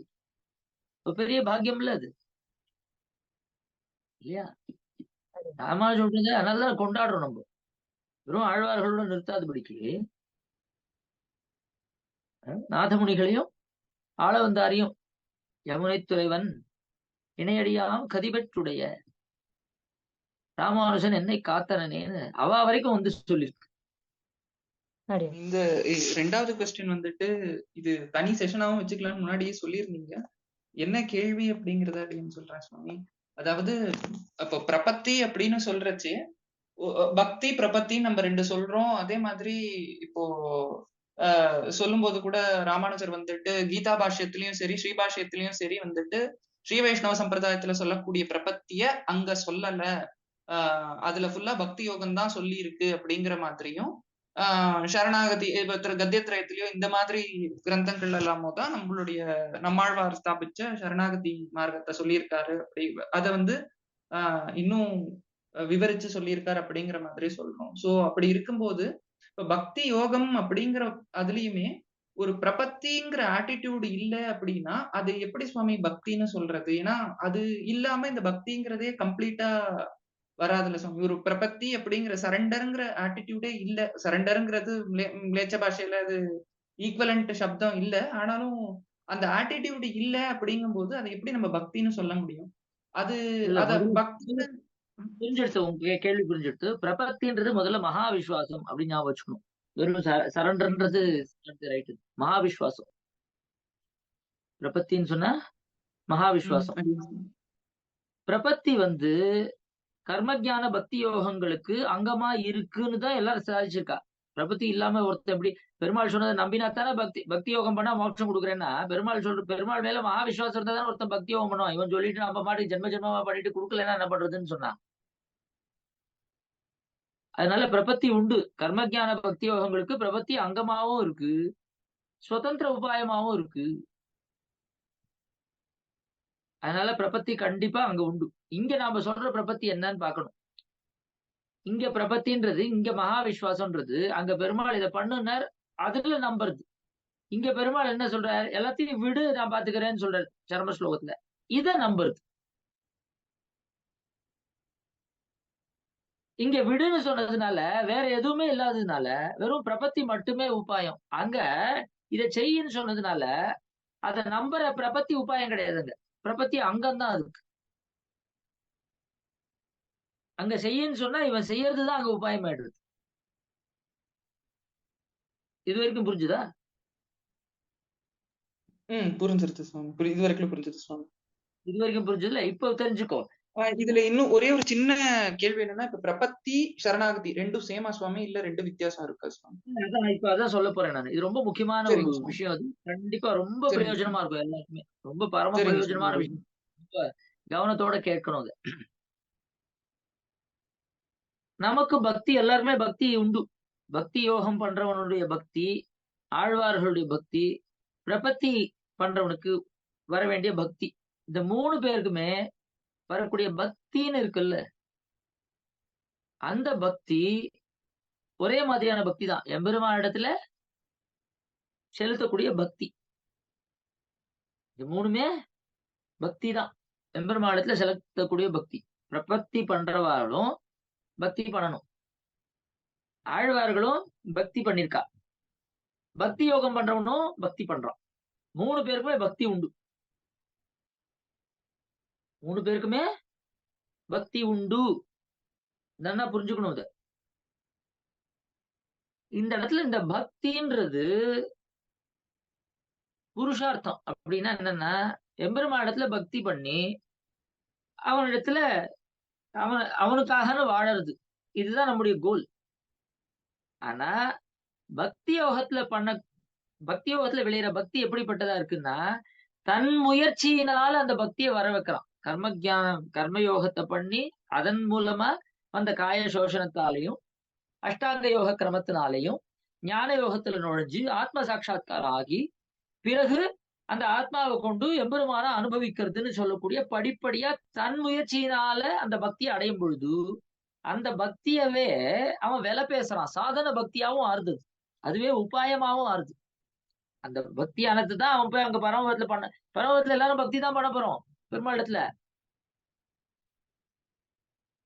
பரமபதத்துல பெருமாளிடத்துல பக்தியைத்தான் பண்ண போறோம். பக்தியை தான் வெளிப்படுத்த போறோம். பகவத் அனுபவ ஜனித தத் பிரீத்திகாரித்த கைங்கரியம். அதனால எம்பெருமானிடத்துல பக்தி தான் நமக்கு உண்டாகணும். அதுல மாற்று கருத்து இல்ல. பக்தி யோகம்ன்றது அந்த பக்தியை உண்டாக்குறதுக்கு உன்னுடைய முயற்சினால இவன் பண்ணும் பொழுது, இப்ப நான் உன்னிடத்துல இவ்வளவு முயற்சி பண்ணி நான் பக்தி செலுத்துறேன் பார், இதனால எனக்கு மோட்சம் கொடு, அந்த மோட்சத்துல இதே பக்தியை செலுத்துறேன். இந்த பக்தியை இவன் வந்து சாதனமா பயன்படுத்துறான். அதுக்கு பேர் சாதன பக்தின்னு பேர். இப்ப நான் உன்னிடத்துல பக்தி பண்ண ஆரம்பிச்சிட்டேன்ல, இதனால எனக்கு நீ மோட்சம் கொடு, அங்க வந்து இதே பக்தியை நான் செலுத்துறேன் அப்படின்னு விலை பேசுறான். சுவாமி ஆழ்வார்கள் இங்க வந்து சுவாமி சந்தேகமே வரேன் இவன் சரிங்க சுவாமி அடி. சொல்லு நீ. அதாவது இப்ப விலை பேசுறான்னு சொன்னீங்கல்ல சுவாமி, அப்ப விலை ஆமா. பேசுறான்னு சொல்லும்போது அது எப்படி சுவாமி அதை பக்தின்னு சொல்ல முடியும்? ஏன்னா பக்திங்கிறதே ஏன் ஒரு ஏன் சொல்ல முடியாது? அங்க வேலை பேசுறது எதுக்கு? இதே பக்தியை நான் தொடர்ந்து அங்க வந்து பண்றேன்னு சொல்றதுக்காக தானே. வேற எதையோ கேட்கலையே அவன். ஓகே ஓகே இத நான் சம்பாதிச்சேன்ற எண்ணத்தை தான் வேலை பேசுறதுன்னு நம்ம சொல்றோம். சம்பாதிச்சேன்னா எது சுவாமி? இங்க எதை சம்பாதிச்சாரு? சம்பாதிச்சிருக்கான், தன் முயற்சினால தான் பண்ணிருக்கான். பல ஜென்மங்களா பண்ணிருக்கான். ஜென்மாந்திர சஹஸ்ரேஷு. ஓகே ஓகே ஓகே சுவாமி. நராணாம் கீழ பாப்பானாம் கிருஷ்ண பக்தி பிரஜாயத்தை. நான் இவ்வளவு முயற்சி பண்ணி என்னுடைய பாபங்களை எல்லாம் க்ஷயம் பண்ணி, என் உடம்ப வாட்டி ஊன் வாட உண்ணாது உயிர் காவலிட்டு உடலில் பிரியா புலனைந்து நொந்து தான் வாட வாட தவம் செஞ்சு பாரு, நம்ம ஒரு இடத்துல எனக்கு பக்தி வந்திருக்கு, இந்த பக்தியை நான் உனக்கு செலுத்துறேன் அப்படின்னு இவனுடைய பக்தியை செலுத்துறான். இது இவனுடைய இந்த எண்ணமானது நான் செய்தேன் அப்படின்னு வருது இந்த இடத்துல. இப்போ இந்த இடத்துல உபாயம் பக்தி, உபேயமும் பக்தி தான். இங்கேயும் போய் பக்தி தான் செலுத்துறான். ஆனா அதுக்கு அந்த பக்தியை தொடர்ந்து செலுத்துறதுக்கு எது இவனுக்கு உபாயமா இருக்குன்னா, இவன் பண்ண பக்தி தான், இவன் சம்பாதிச்ச பக்தி. ஆழ்வார்களுக்கு இப்படி தான் சம்பாதிக்காதபடிக்கு அந்த உபயோகமா இருக்கக்கூடிய பக்தி இருக்கே, அதை அப்படியே பெருமாள் கொடுத்துட்டார். சாத்திய பக்தின்னு பேரு இருக்கு. ஆனா தான் சாதிச்சு பண்ணாததுனால இது நான் பண்ணக்கூடிய பக்தி அப்படின்ற தானுன்ற எண்ணம் அதுல கிடையாது. இந்த பக்தியினால எனக்கு மோட்சம் கொடுன்னு அவ அதை சாதனமா பயன்படுத்தல. அவள் இடத்துல கொஞ்சம் கூட தான் எதையோ பண்ணி உனக்காக அப்படி பண்ணேன்ற அந்த ஒரு எண்ணமே கிடையாது அவள் இடத்துல. அப்படியே அந்த பக்தி வந்துடுத்து, அவள் நேரடியா கொடுத்துட்டாரு அது பெருமாள். அடியேன் சுவாமி. சோ இந்த பக்திய இப்ப வந்து அவ செலுத்தும் பொழுது இந்த பக்திய அவ செலுத்தும் பொழுது அவ என்னவா இது வந்து உபேயம். ஆனா மோட்சம் கெடுக்கிறதுக்கு இந்த பக்திய பயன்படுத்த முடியாது அவ. பக்திய செலுத்துறா. இததான் தொடர்ந்து அங்க போய் செலுத்தணும். இப்ப அங்க போய் தொடர்ந்து பண்ணணும்னா, இப்ப இவ என்ன பண்ணணும்? இங்க பக்திய செலுத்த ஆரம்பிச்சுட்டா. அங்க செலுத்த வேண்டிய பக்தி இங்க வந்துருச்சு. பக்தி யோகம் பண்ணவனுக்கு இந்த பக்தி வந்துருச்சு. அவன் எனக்கு மோட்சத்தை கொடுன்னு சொல்லி போறான். இப்ப இவாளுக்கு பக்தி யோகம் பண்ணாமே அந்த பக்தியை பெருமாள் கொடுத்துட்டார். நிர்கேத்துக்கு கிருபையால அவர் கொடுத்துட்டார். இப்ப இவ மோட்சத்துக்கு போறதுக்கு என்ன பண்ணணும்? இவ தான் இதை சம்பாதிக்காதனால நீ கொடுத்த பக்தினால எனக்கு நீ மோட்சத்தை கொடுன்னு அவகிட்ட போய் கேட்பாரு. பக்தியவே நிர்கேத்துக்குமா கொடுத்தவங்க கிட்ட மோட்சத்தை கொடுன்றதுக்கு என்ன கேட்கணும்? அதையும் அவனே நிர்கேத்துக்குமா தான் கொடுப்பான். அதனால நான் எதையும் செய்ய மாட்டேன்னு உபாய விஷயத்துல பிரபத்தி அவளோடுது. உபாய விஷயத்துல பிரபத்தி. நாம 3வது கேட்டகரி. நாம யார் அப்படின்னா, அதாவது சாதன பக்தி, சாதன பக்தி, உபாயம், பக்தி யோகம் பண்றவனுக்கு உபேயம் அதே பக்தி தான்.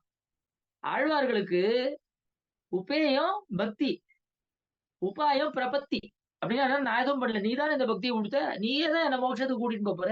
எப்படி கூட்டிட்டு போறியோ அது உன் கையில தான். உன்னாலெல்லாம் யாவராலும் ஒன்றும் குறை வேண்டேன். இந்த பக்தியை இப்ப பண்ணிட்டு இருக்கிறது தொடர்ந்து நான் பண்ணணும், தடை இல்லாம பண்ணணும்.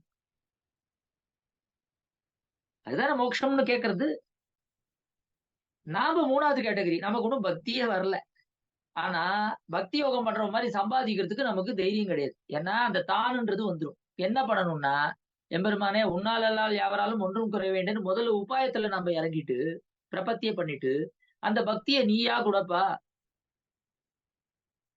அப்படின்னு இந்த உபாய அதிகாரம் நழுவாதபடிக்கு அந்த பக்தியை அவன் கொடுக்குற வரைக்கும் வேற எதையோ செய்யாதபடிக்கு நமக்கு தெரிஞ்ச அளவுல பக்தியை செலுத்திட்டு இருக்கும். இந்த பிரபத்தி நிஷ்ட பலிக்கும் பொழுது, அதாவது உபாயமானது பலிக்கும் பொழுது பெருமாள் அந்த பக்தியை நமக்கு கொடுப்பார். அதனால இவன் பிரபத்திய உபாயத்திலையும் உபேயத்துல பக்திய பெருமாளத்துல பிரார்த்தனை பண்ணி வாங்குறான். ஆழ்வார்களுக்கு எதையும் பிரார்த்தனை பண்ண வேண்டிய அவசியமே இல்ல, நேரடியா அவரே கொடுத்துட்டார். அதனால உபாய விஷயத்துல பிரபத்தியோட இருக்கா. அப்படின்னா என்னன்னா, எதையுமே கை வைக்காம அவன் தான் உபாயம் அப்படின்னு இருக்கா. பக்தி யோகத்துல தானே உபாயத்தை கடைபிடிச்சு பக்தியை சம்பாதிச்சு அந்த பக்தியை வச்சுட்டே உபேயத்துக்கு போறான். இதான் 3 பேருக்கு உண்டான வித்தியாசம். ரொம்ப முக்கியம். அடியேன் சுவாமி. இதான் கேள்வி இருக்கா இப்போ உனக்கு? இது இன்னொரு வாட்டி யோசிச்சுட்டு கேள்வி இது ஓரளவுக்கு புரிஞ்செடுத்து சுவாமி. இன்னொரு வாட்டி இது ஒரு வாட்டி ரீப்ளை பண்ணி கேட்டேன்னா, இல்ல சுவாமி ரீப்ளை பண்ணி கேட்டேன்னா புரிஞ்சிடும் சுவாமி இன்னும் கிளியரா. அது மாதிரி புரியுறது அப்படின்னாலே என்னுடைய குறைன்னு அர்த்தம். ஏன்னா இதெல்லாம் இந்த வீடியோ கால் ரெக்கார்டிங்னால ஒரே தடவை சொல்லும் பொழுதே ஒருத்தருக்கு புரியுற மாதிரி சொல்லலைன்னா எனக்கு என்னுடைய குறை தான் அது.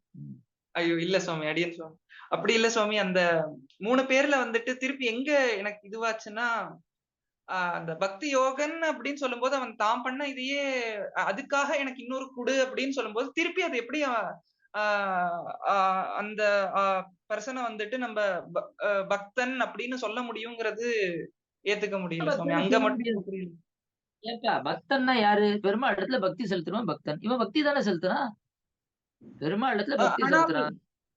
அந்த பக்தியை அவன் சம்பாதிக்கிறான், கஷ்டப்படுறான். அவன் ஏன் கஷ்டப்படுற? பெருமாளே கொடுக்கறாரு அப்படின்னா, இல்ல இல்ல நான் கஷ்டப்படுறேன்னு சொல்றான் அவன். அதுல என்ன இப்போ?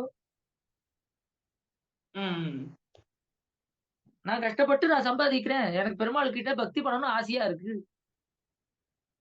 எனக்கு அதுக்கு சக்தி இருக்கு, என்னால முடியும்னு அவன் நம்புறான். அதனாலதான் பக்தி யோகம் வேண்டாம்னு சொல்றது. என்னால அது முடியாது, பல ஜென்மம் பண்ண வேண்டியிருக்கேன், முடியாதுன்னு ஒருத்தன் சொன்னான்னா முடியிற சக்தியை பெருமாள் கொடுத்துட்டு இப்ப வேணா ட்ரை பண்றியான்னு கேட்பாருன்றதுனாலதான் அசக்தனாக இருக்கிறதுனால பக்தி யோகத்தை விடக்கூடாது, சொரூப விருத்தம்ன்றதுனால விடணும். எனக்கு அசக்தன், எனக்கு அதெல்லாம் பண்ண முடியாது, நான் அந்த சக்தியை கொடுக்குறேன் அப்படின்னு பெருமாள் கொடுத்துருவாரு. எனக்கு அதை பண்றதுக்கு ஞானம் இல்லைன்னா இந்த அந்த ஞானத்தை கொடுக்குறேன், பக்தி யோகம் பண்ணேன் பாரு கொஞ்சம் ட்ரை பண்ணேன்னு. அதுதான் நெறிகாட்டி நீக்குதியோ. எப்பா எங்க என்ன அந்த பக்கம் தள்ளுறியா? சொரூப விருத்தம் அது. என்ன பெரிய சொரூப விருத்தம்னா, ஆமா நான் உன்னுடைய உடமை, நீ என்ன சம்பாதிப்பியா, நான் உன்னை சம்பாதிக்கிறதா? செல்போன் என்ன வச்சு கால் பண்ணேன் ப்ளீஸ் அப்படின்னு கேட்குமா? நாம செல்போன் எடுத்து கால் பண்ணுவோமா? நம்முடைய உடம்ப நாம தான் அதை பயன்படுத்தணும். அது நம்ம கிட்ட வந்து எதுவுமே சொல்ல வேண்டிய அவசியமே இல்லை. ஆனா அது அச்சேதனம். சேத்தனனா இருக்கிறவன் அவன் எப்ப நம்மளை எடுத்துப்பான் அந்த எக்ஸ்பிரஸ் பண்றதுதான் இவாளோடது. இப்ப ஆழ்வார்களோடது பார்த்தா, ஆழ்வார் பக்தி பண்ணினார். என்ன உடம்ப அசைக்கிட்டார் அவர். உனக்கு நான் அதை பண்றேன் இதை பண்றேன்னு சொன்னாரு. என்ன பண்ணார்? புளிய மரத்தை விட்டு எங்க நகர்ந்தார்? என்ன ஆழ்வாரே எனக்கு வந்து திருவாராதனம் எல்லாம் பண்ணவே இல்லையே. கந்த புஷ்ப தூப தீபம் கந்தம் தானே, பூசும் சாந்தி என் நெஞ்சமே, என் மனசுதான் உனக்கு சந்தனம் அப்படின்னுட்டு. மாலை அப்படின்னா அதோ வாயால பாடுறேன், அதான் சொல் சூட்டினேன் சொல் மாலை அப்படின்ட்டு. இவாளுடைய பக்தி தான் அங்க இதைத்தான் அவன் எதிர்பார்க்கறான். இதுக்கு மேல ஒண்ணுமே எதிர்பார்க்கல. இதுக்கு மேல ஒண்ணும் தேவையில்லை. அது இல்லாதபடிக்கு நீ சொல்லி நான் எம்பெருமான் தான். இப்போ பக்தி யோகத்துல யார் மோட்சம் கொடுக்குறா? பெருமாள் தான் சுவாமி. பெருமாள் தானே கொடுக்குறார். பக்தி யோகத்தை பண்ணுன்னு சொன்னது யாரு? பெருமாள் தான் சுவாமி. சரி, நீ பக்தி யோகம் பண்ற, எத்தனை நாள் பண்ணணும்னு சொல்லியிருக்கார்? அவருக்கு அது பூரணம் ஆயிடுச்சு அப்படின்னு தோன்ற வரைக்கும் நம்ம பண்ணிதான். ஆமா, அப்போ அவர் தானே உனக்கு மார்க் போடுறது. ஆமாங்க சுவாமி. கரெக்ட். இத படின்னு சொல்றது அவர், புஸ்தகம் கொடுத்தது அவர், மார்க் போடுறதும் அவர். எல்லாமே நான் படிச்சதுனாலதான் இதெல்லாம் எனக்கு வந்தது அப்படின்னு சொன்னா, எல்லாம் படிச்சு முடிச்சப்பறம் நீ நான் ஏத்துக்க மாட்டேன்னு சொன்னா என்ன பண்ண முடியும்? வேணும்னே உனக்கு வேற ஏதோ ஒரு பொய்யான வழியை காமிச்சு விட்டுட்டு எல்லாம் பண்ண உடனே இதுக்கெல்லாம் கிடையாதுப்பா, சும்மா விளையாட்டுக்கு சொன்னேன் அப்படின்னு சொன்னா என்ன பண்ணுவேன்? பண்ணது முழுக்க பெருமாள். சரி, உனக்கு இந்த கரண கலைபரங்கள்லாம் கொடுக்காதபடிக்கு உன்னை வெறும் ஒரு ஆத்மாவை வச்சிருந்தா நீ இதெல்லாம் எப்படி செய்ய போற? உனக்கு உடம்பையும் கொடுத்து சாஸ்திர பிரதானத்தையும் பண்ணி ஒரு ஆச்சாரனையும் கொடுத்து அதுக்கு வழியும் கொடுத்து அதுல நான் கண்டிப்பா நான் நீ பண்றத நான் ஏத்துக்கிறேன்னு வேற சொல்லி ஏத்துக்கவும் ஏத்துட்டு இத்தனையும் பண்ண பெருமாளை விட்டுட்டு நான் பண்ணதுனாலதான் கிடைச்சதுன்னு இவன் சொல்றான் பாரு, இது முட்டாள்தனம். அத இந்த பிரபத்தியில இயக்கூடியவர்கள் அதை முட்டாள்னு சொல்றாளே தவிர மத்த ஆளை பகர்ச்சே பக்தி யோகம் பண்றவன் பெரிய உயர்ந்த ஆளு. ஏன்னா இந்திரிய ஜெயத்தை எல்லாம் பண்ணி சமதம குணங்கள் எல்லாம் பரிபூர்ணமா கை வந்திருக்கக்கூடிய ஆட்கள், சாதாரண ஆட்கள் இல்ல அவங்க. பக்தி யோகம் பண்றவன்றவ ரொம்ப வசதி. ஏன்னா வேதாந்தத்துல அதுதான் சொல்லியிருக்கு, பக்தி யோகத்தை தான் சொல்லியிருக்கு. முடிவா சின்னதா ஒரு இடத்துல ஞாச வித்யை அப்படின்னு சொல்லி இதை விட வசந்தது எல்லாத்தையும் விட சரணாகதி அப்படின்னு அப்படி விட்டுடுது. ஏன்னா பக்தி யோகத்தை சொல்லி கொடுத்து பக்தியில மூட்டி இவன் பல ஜென்மங்களா பண்ணும்பொழுது இவ்வளவு ஜென்மம் தேவையா? ஒரு திருவடியில போய் விழுந்து சேவிச்சா உனக்கு எல்லாமே கொடுப்பானேன்னு சொல்லி இவனை சரணாகதியில இழுக்கிறதுக்காகத்தான் பெருமாள் பக்தி யோகத்தை இவ்வளவு கஷ்டமா வச்சிருக்காரு. பக்தி யோகத்தை பண்ணி மோட்சத்துக்கு வர்றதுக்கு அவர் விருப்பம் கிடையாது அவருக்கு வாஸ்தவத்துல. ஆனா பக்தி யோகம்னு ஒண்ணு இல்லவே இல்லாம சரணாகதின்னு சொன்னா இன்னைக்கு நம்ம சரணாகதின்னு சொல்லி ஏமாத்திட்டு இருக்கோம். இந்த மாதிரி ஆயிடும். யார் வேணா சமாஷணம் பண்ணிட்டு நான் பெருமாள் கிட்ட சரணாதி பண்ணியாச்சு, கண்டிப்பா மோட்சம் கொடுப்பேன், நான் என்ன வேணா பண்ணலாம்னு இருப்பான். பக்தி யோக நிஷ்டன் அப்படி இருக்க மாட்டான். சமதமங்கள் நமக்கு இருக்கணும், நம்ம ஒழுங்கா இருந்தா தான் மோட்சம் அப்படின்னு ஒரு நெறி வந்துடும். இவ்வளவு நெறி வந்த பிறகு அந்த நெறியில இருந்து அவன் தவற மாட்டான். அவன் இடத்துல போய் எதுக்கு இவ்வளவு கஷ்டப்பட்டு பண்றேன், திருவடியில விழுந்தாலும் அப்பா இப்படியா இவ்வளவு நாள் பண்ணணும்னு நினைச்சேன், எவ்வளவு எளிமையா இருக்குது அப்படின்னு படக்குன்னு அதுல வந்துருவான். அதனால பக்தி யோகத்துல போய் மூட்டி அதுக்கப்புறம் பிரபத்திய சொல்லும் பொழுதுதான் அதுக்கு வேலை. எடுத்த உடனே இதை சொன்னோம்னா அது மதிப்பே கிடையாது. அந்த பக்தி அடியன் எனக்கு இதுல ஒண்ணு அடியனுக்கு, இந்த பக்தி யோகத்துல பண்றவன் அந்த நினைவாலதான் இழக்கிறான் பெருமாளை. தான் பண்றோன்ற அந்த நினைவாலதான் இழக்கிறான். மத்தபடி பெருமாளை இழக்கவே இல்லை. பக்தி யோக நிஷ்டன் கண்டிப்பாக மோட்சத்திற்கு போறான். ஆனா அங்க போய் நான் உன்னை அனுபவிக்கிறேன்னு தன்னுடைய அனுபவத்துக்கு பிராதானியம் கொடுத்து எம்பெருமானுக்கு இதுல எம்பெருமான் தான் நம்மள அனுபவிக்கணும், நாம அவனுக்கு போக்கியமான வஸ்துன்றத மிஸ் பண்ணிடுறான். அதனால இவனுக்கு ஒரு குறையும் இல்லை. இவன் போய் நன்னா அனுபவிக்கிறாங்க பெருமாளை. சேஷபூத்தனாத்தான் போறான், சேஷத்துவத்தை இசையறான் அவன், இல்லைன்னு சொல்லவே முடியாது. ஆனா அவன் எடுத்துட்ட சாதனம் இந்த பிரபத்தி பண்ணக்கூடிய உயர்ந்த நிலையில இருக்கக்கூடிய வாழ்க்கை பாக்கறச்சே அது தாழ்ந்தது, மத்தவாளை பாக்கறச்சே உயர்ந்தது. ஏன்னா வேதாந்தத்திலேயே ஹையஸ்ட் பக்தி யோகம் தான்.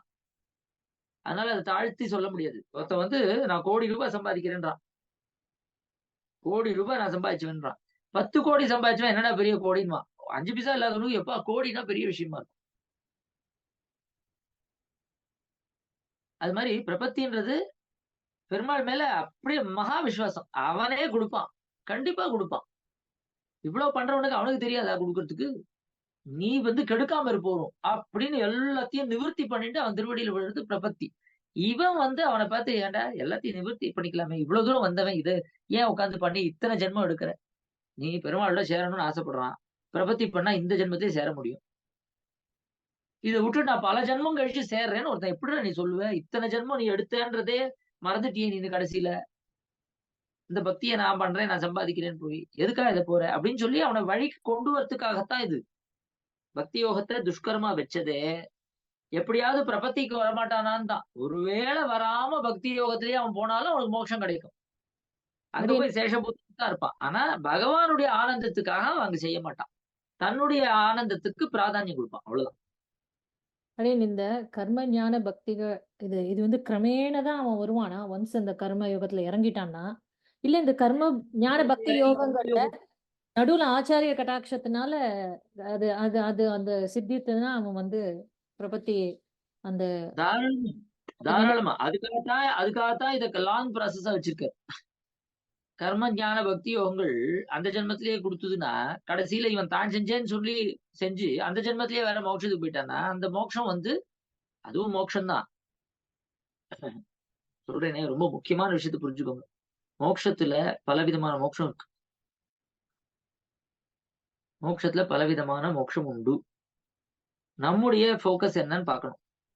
ஏன் பலவிதமான மோட்சம் இருக்கு அப்படின்னு சொன்னா, ஒருத்தருக்கு தயிர் சாதம் பிடிச்சிருக்கு, ஒருத்தருக்கு புளியோதரை பிடிச்சிருக்கு, ஒருத்தருக்கு சக்கரை பொங்கல் பிடிச்சிருக்கு. இந்த மூணுத்தையும் அவளுக்கு பிடிச்சதை கொடுக்கணும். 3 பேரும் சாப்பிடுறா. 3 பேருக்கும் ஆனந்தமா இருக்கு. அவ சாப்பிட்டது நன்னா இருக்குன்னு சொல்றா. இவளுடைய 3 பேருடைய ஆனந்தத்துல ஏதாவது ஏற்றக்குறைவு இருக்கா? இருக்கா இல்லையா? இல்ல அடியேன். ஆனந்தத்துல ஏற்றக்குறைவு இல்ல. இப்ப என்ன இதுல வேறுபாடு? ருச்சி. அதுபோல பரமபதத்துக்கு போறவாள்ல கைவல்யம் போறவன் தன்னை அனுபவிக்கிறான். உபாசனை பண்ணி போறவன் பகவான அனுபவிக்கிறான். பிரபத்தி பண்றவாள்ல 2ஆ பிரியுது. பிரபத்திய நான் பண்ணேன் அப்படின்னு போறவா தன்னுடைய சொப்பிரயோஜன கைங்கரியத்தை பண்றா. பிரபத்திய நான் பண்ணல. பிரபத்தின்றது வெறும் ஒரு அறிவுல மாற்றம் தான். எம்பெருமான் ரக்ஷகன்ற மகா விசுவாசம் எனக்கு இருக்கு. அதுக்கு மேற்பட நான் செஞ்சேன்லாம் எதுவும் இல்ல. நான் இதை விட்டேன்னு சொல்லல, நான் இதை பிடிச்சேன்னு சொல்லல, இதை செஞ்சேன்னு சொல்லல. எம்பெருமான் ரக்ஷகன், நான் நம்பிட்டேன் அப்படின்னு நிக்கிறவன். அவன் சொப்பிரயோஜன கைங்கரியம் பண்ணாம எம்பெருமானுக்கு உகப்புக்காக பண்றவன். இந்த 4 பேருக்கும் ஆனந்தம் ஒரே மாதிரிதான் இருக்கும். தாரதமியமே கிடையாது. இவன் புளியோதரை விரும்புறவன், அவன் தயிர் சாதத்தை விரும்புறவன், ஒவ்வொருத்தர் ஒவ்வொன்னு விரும்புறவா. இந்த முடிவுல இருக்கிறவன் எம்பெருமானுடைய ஆனந்தத்தை விரும்புறவன். மற்ற 3 பேரும் தனக்கு ஒரு ஆனந்தம், தான் நன்னா இருக்கணும்னு அந்த சுவார்த்தம் இருக்கு. அதுல சுவார்த்தம் இருக்கு. இந்த சுவார்த்தம்ன்றது சேஷத்துவ பாரதந்திரியங்களுக்குத்தான் விரோதிய ஒழிய ஆத்ம லட்சணத்துக்கு விரோதி கிடையாது. ஏன்னா ஆத்மாவுடைய லட்சணம் ஞானானந்தம்னு இருக்கு.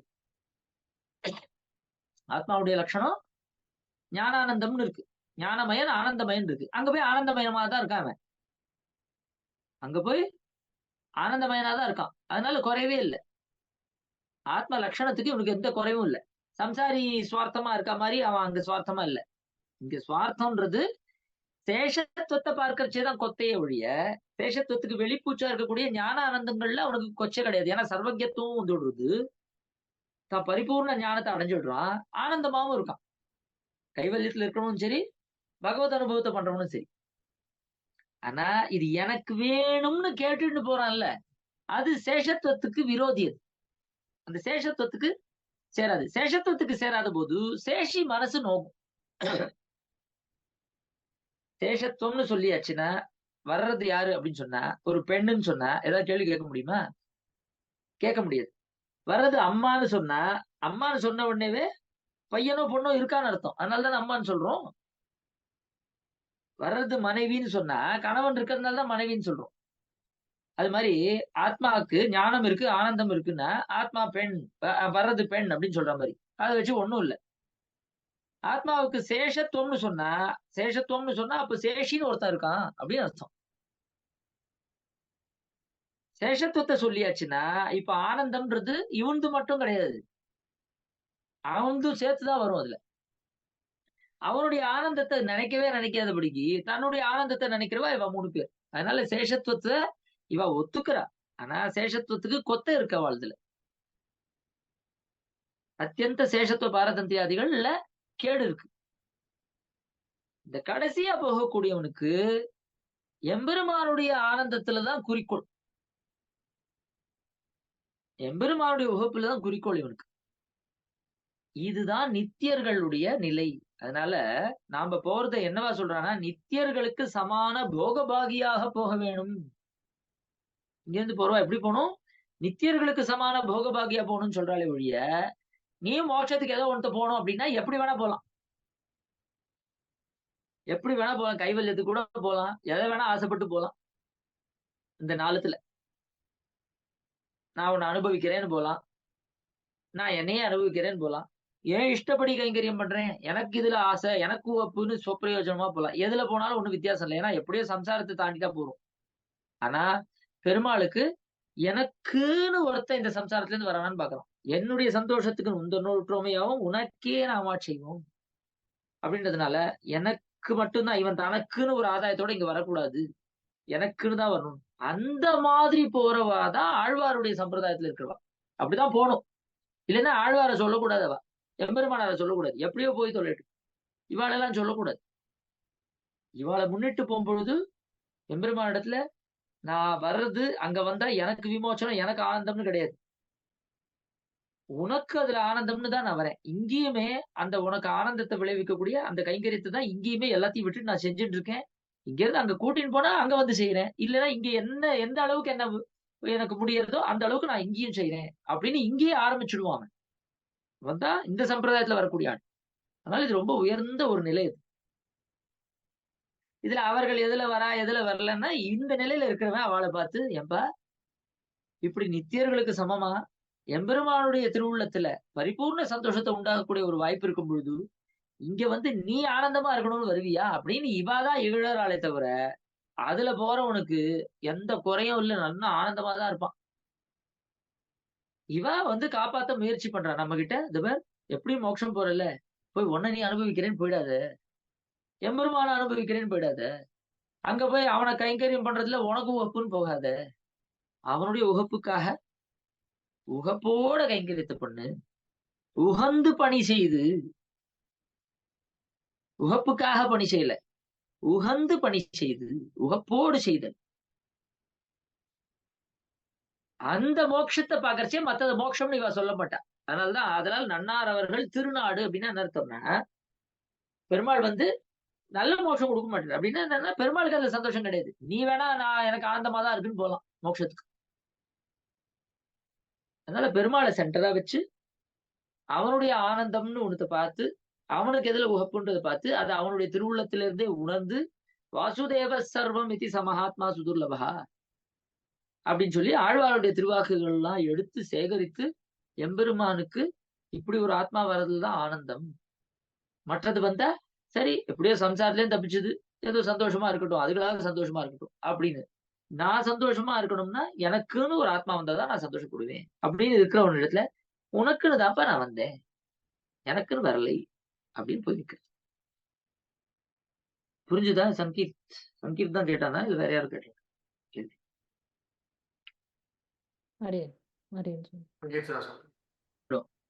இங்க வந்து 4 பேர் வரணும் தான். வீடியோ கால்னா நிறைய பேர் வரவே மாட்டா.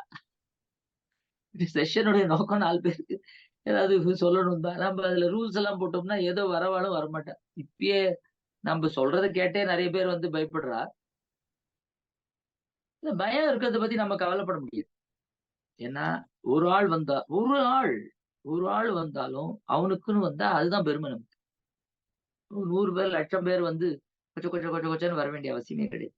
வரக்கூடிய ஆழ்வார்கள் ஆசைப்பட்ட ஆட்களா இருக்கணும். ஆழ்வார்களும் ஆச்சாரியர்களும் எம்பெருமானார் மாறு தட்டி இவன் நம்முடைய ஆள் அப்படின்னு நினைக்கணும். அவங்க வந்து அப்படியே பெருமைப்படும்படியா இருக்கணும். அவங்க மனசு நொந்து போய் கடைசியில என்னடா நாம எதையோ சொல்லி நம்ம பேரு நம்ம சம்பந்தம் சொல்லி இது இஷ்டத்துக்கு ஏதோ தனக்குன்னு வந்து தொலைச்சிருக்கேன் அப்படின்னு மனசு நொந்து போக கூடாது. வேற ஏதாவது கேள்வி உண்டா? ஃபாலோ அப் அப்படின்னா ரொம்ப முக்கியமான விஷயம் அது. பக்தி யோகம், அதுல வரக்கூடிய பக்தி, சாதன பக்தி மற்றும் அதாவது உபாய உபேயம்.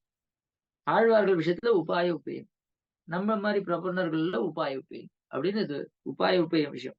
உபாயம்ன்றது பிரபத்தி, உபேயம்ன்றது பக்தி. உபேயத்துல பக்தி தான் செலுத்தணும் பெருமாளத்துல. கைங்கரியம்ன்றது என்ன?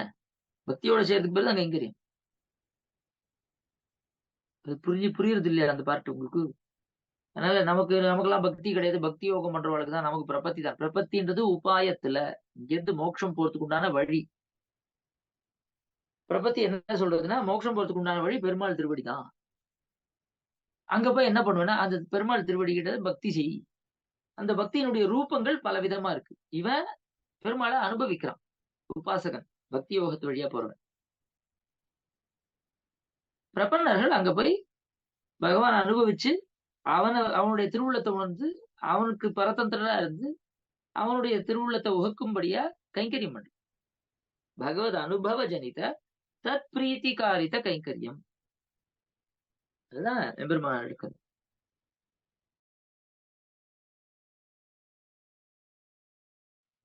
அதனால ஸ்ரீபாஷ்யத்துல பிராதானியம் வந்து பக்தி யோகத்துக்கு தான். ஏன்னா ஸ்ரீபாஷ்யம் வந்து வேதாந்தம். வேதாந்தத்துல பக்தி யோகம் தான் ஹையஸ்ட். அது focus வந்து உபேயத்துல பக்தி, அதுக்கப்புறம் உபாயத்தை சரி பண்றதுன்றது பிரபத்தி. ஏன்னா உபேயம் பக்தி, அங்க உபாயமும் பக்தி, உபேயமும் பக்தி தான். பகவத் அனுபவம், பெருமான அனுபவிக்கிறான் சந்தோஷமா. ரொம்ப மோசம் சொல்ல முடியாது அது. ஆனா அதாவது 100 மார்க் எடுக்கிறவன வந்து 1 மார்க் போச்சுன்னா ஐயோ போச்சே அப்படின்னு ரொம்ப ஃபீல் பண்ணுவான். ரொம்ப மனசு நொடிஞ்சு போவான். 40 ரேஞ்சுகள்ல இருக்கிற கேஸ் வந்து அது ஒரு பெரிய விஷயமா 40 எனக்கு என்ன 41 தான் வந்திருக்கு, 42 வரலையே அப்படின்லாம் ஃபீல் பண்ண மாட்டா. அவளுக்கு 40 வாங்கினாலே போதும், எப்படியோ பாஸ் ஆயிட்டோம்ல அப்படின்னு சொல்லுவா. அது மாதிரி ஹையஸ்ட் லெவல்ல இருக்கிறவளுக்கு ஒரு துளி சரிக்கினா கூட அவளுக்கு அப்படியே வேதனையா இருக்கும். அதனால பக்தி யோகத்து வழியா வர்றது, சொப்பிரயோஜனத்துக்கு வர்றது வந்து ரொம்ப ஒரு தாழ்ந்த விஷயமா அவ அப்படி நினைக்கிறேன். நித்தியர்களுக்கு சமமா போகாம இப்படி பண்றோமே அப்படி. பட் பக்தி யோகமோ இதெல்லாம் தாழ்ந்ததுன்னு சொல்ல முடியாது. நம்ம சம்பிரதாயத்துல இப்படி ஒரு வாய்ப்பு இருக்கும்போது அதுக்கு போகாது. வெளி சம்பிரதாயத்துல பக்தி யோகம் சொன்னோம்னா தாராளமா சொல்றான். அவளை போய் நம்ம வந்து நீங்க அதெல்லாம் பண்ணக்கூடாது, பிரபத்தி தான் பண்ணணும்னு சொல்லக்கூடாது. அவளை நிந்திக்கவும் கூடாது. அவ வழி அது. ஏன்னா அவ பக்தியில தான் ஆரம்பிச்சிருக்கா. எப்படி பல ஜென்மம் எடுப்பா. ஏதாவது ஒரு ஜென்மத்துல எங்கேயாவது ஏதோ ஒரு கடாட்ச விசேஷத்துல ஆழ்வார் சம்பந்தம் கிடைச்சு டக்குன்னு பிரபத்திக்கு மாறலாமே. அதுக்குத்தான் பக்தியை ரொம்ப பெரிய ரொம்ப நாள் வச்சிருக்காரு பெருமாள். எங்கேயாவது நடுவுல வந்து இந்த பயத்தை அத்து தடுமாறி பிரபத்திக்கு வரமாட்டான். சரியா? अरे पुण्यम संगम स्वामी अपगंतमाने अंतिमोपायनिष्ठे अधिगत परमार्थे अत्यतमानि पक्षे निर्जित क्रोध लोभे वरवर मणिवृत्ते अस्मे नित्ययोगः. हरे வாக்ரீ Kumar Yes, Sri sir. Ready, sir. பொன்னாடி ஆம்சம்.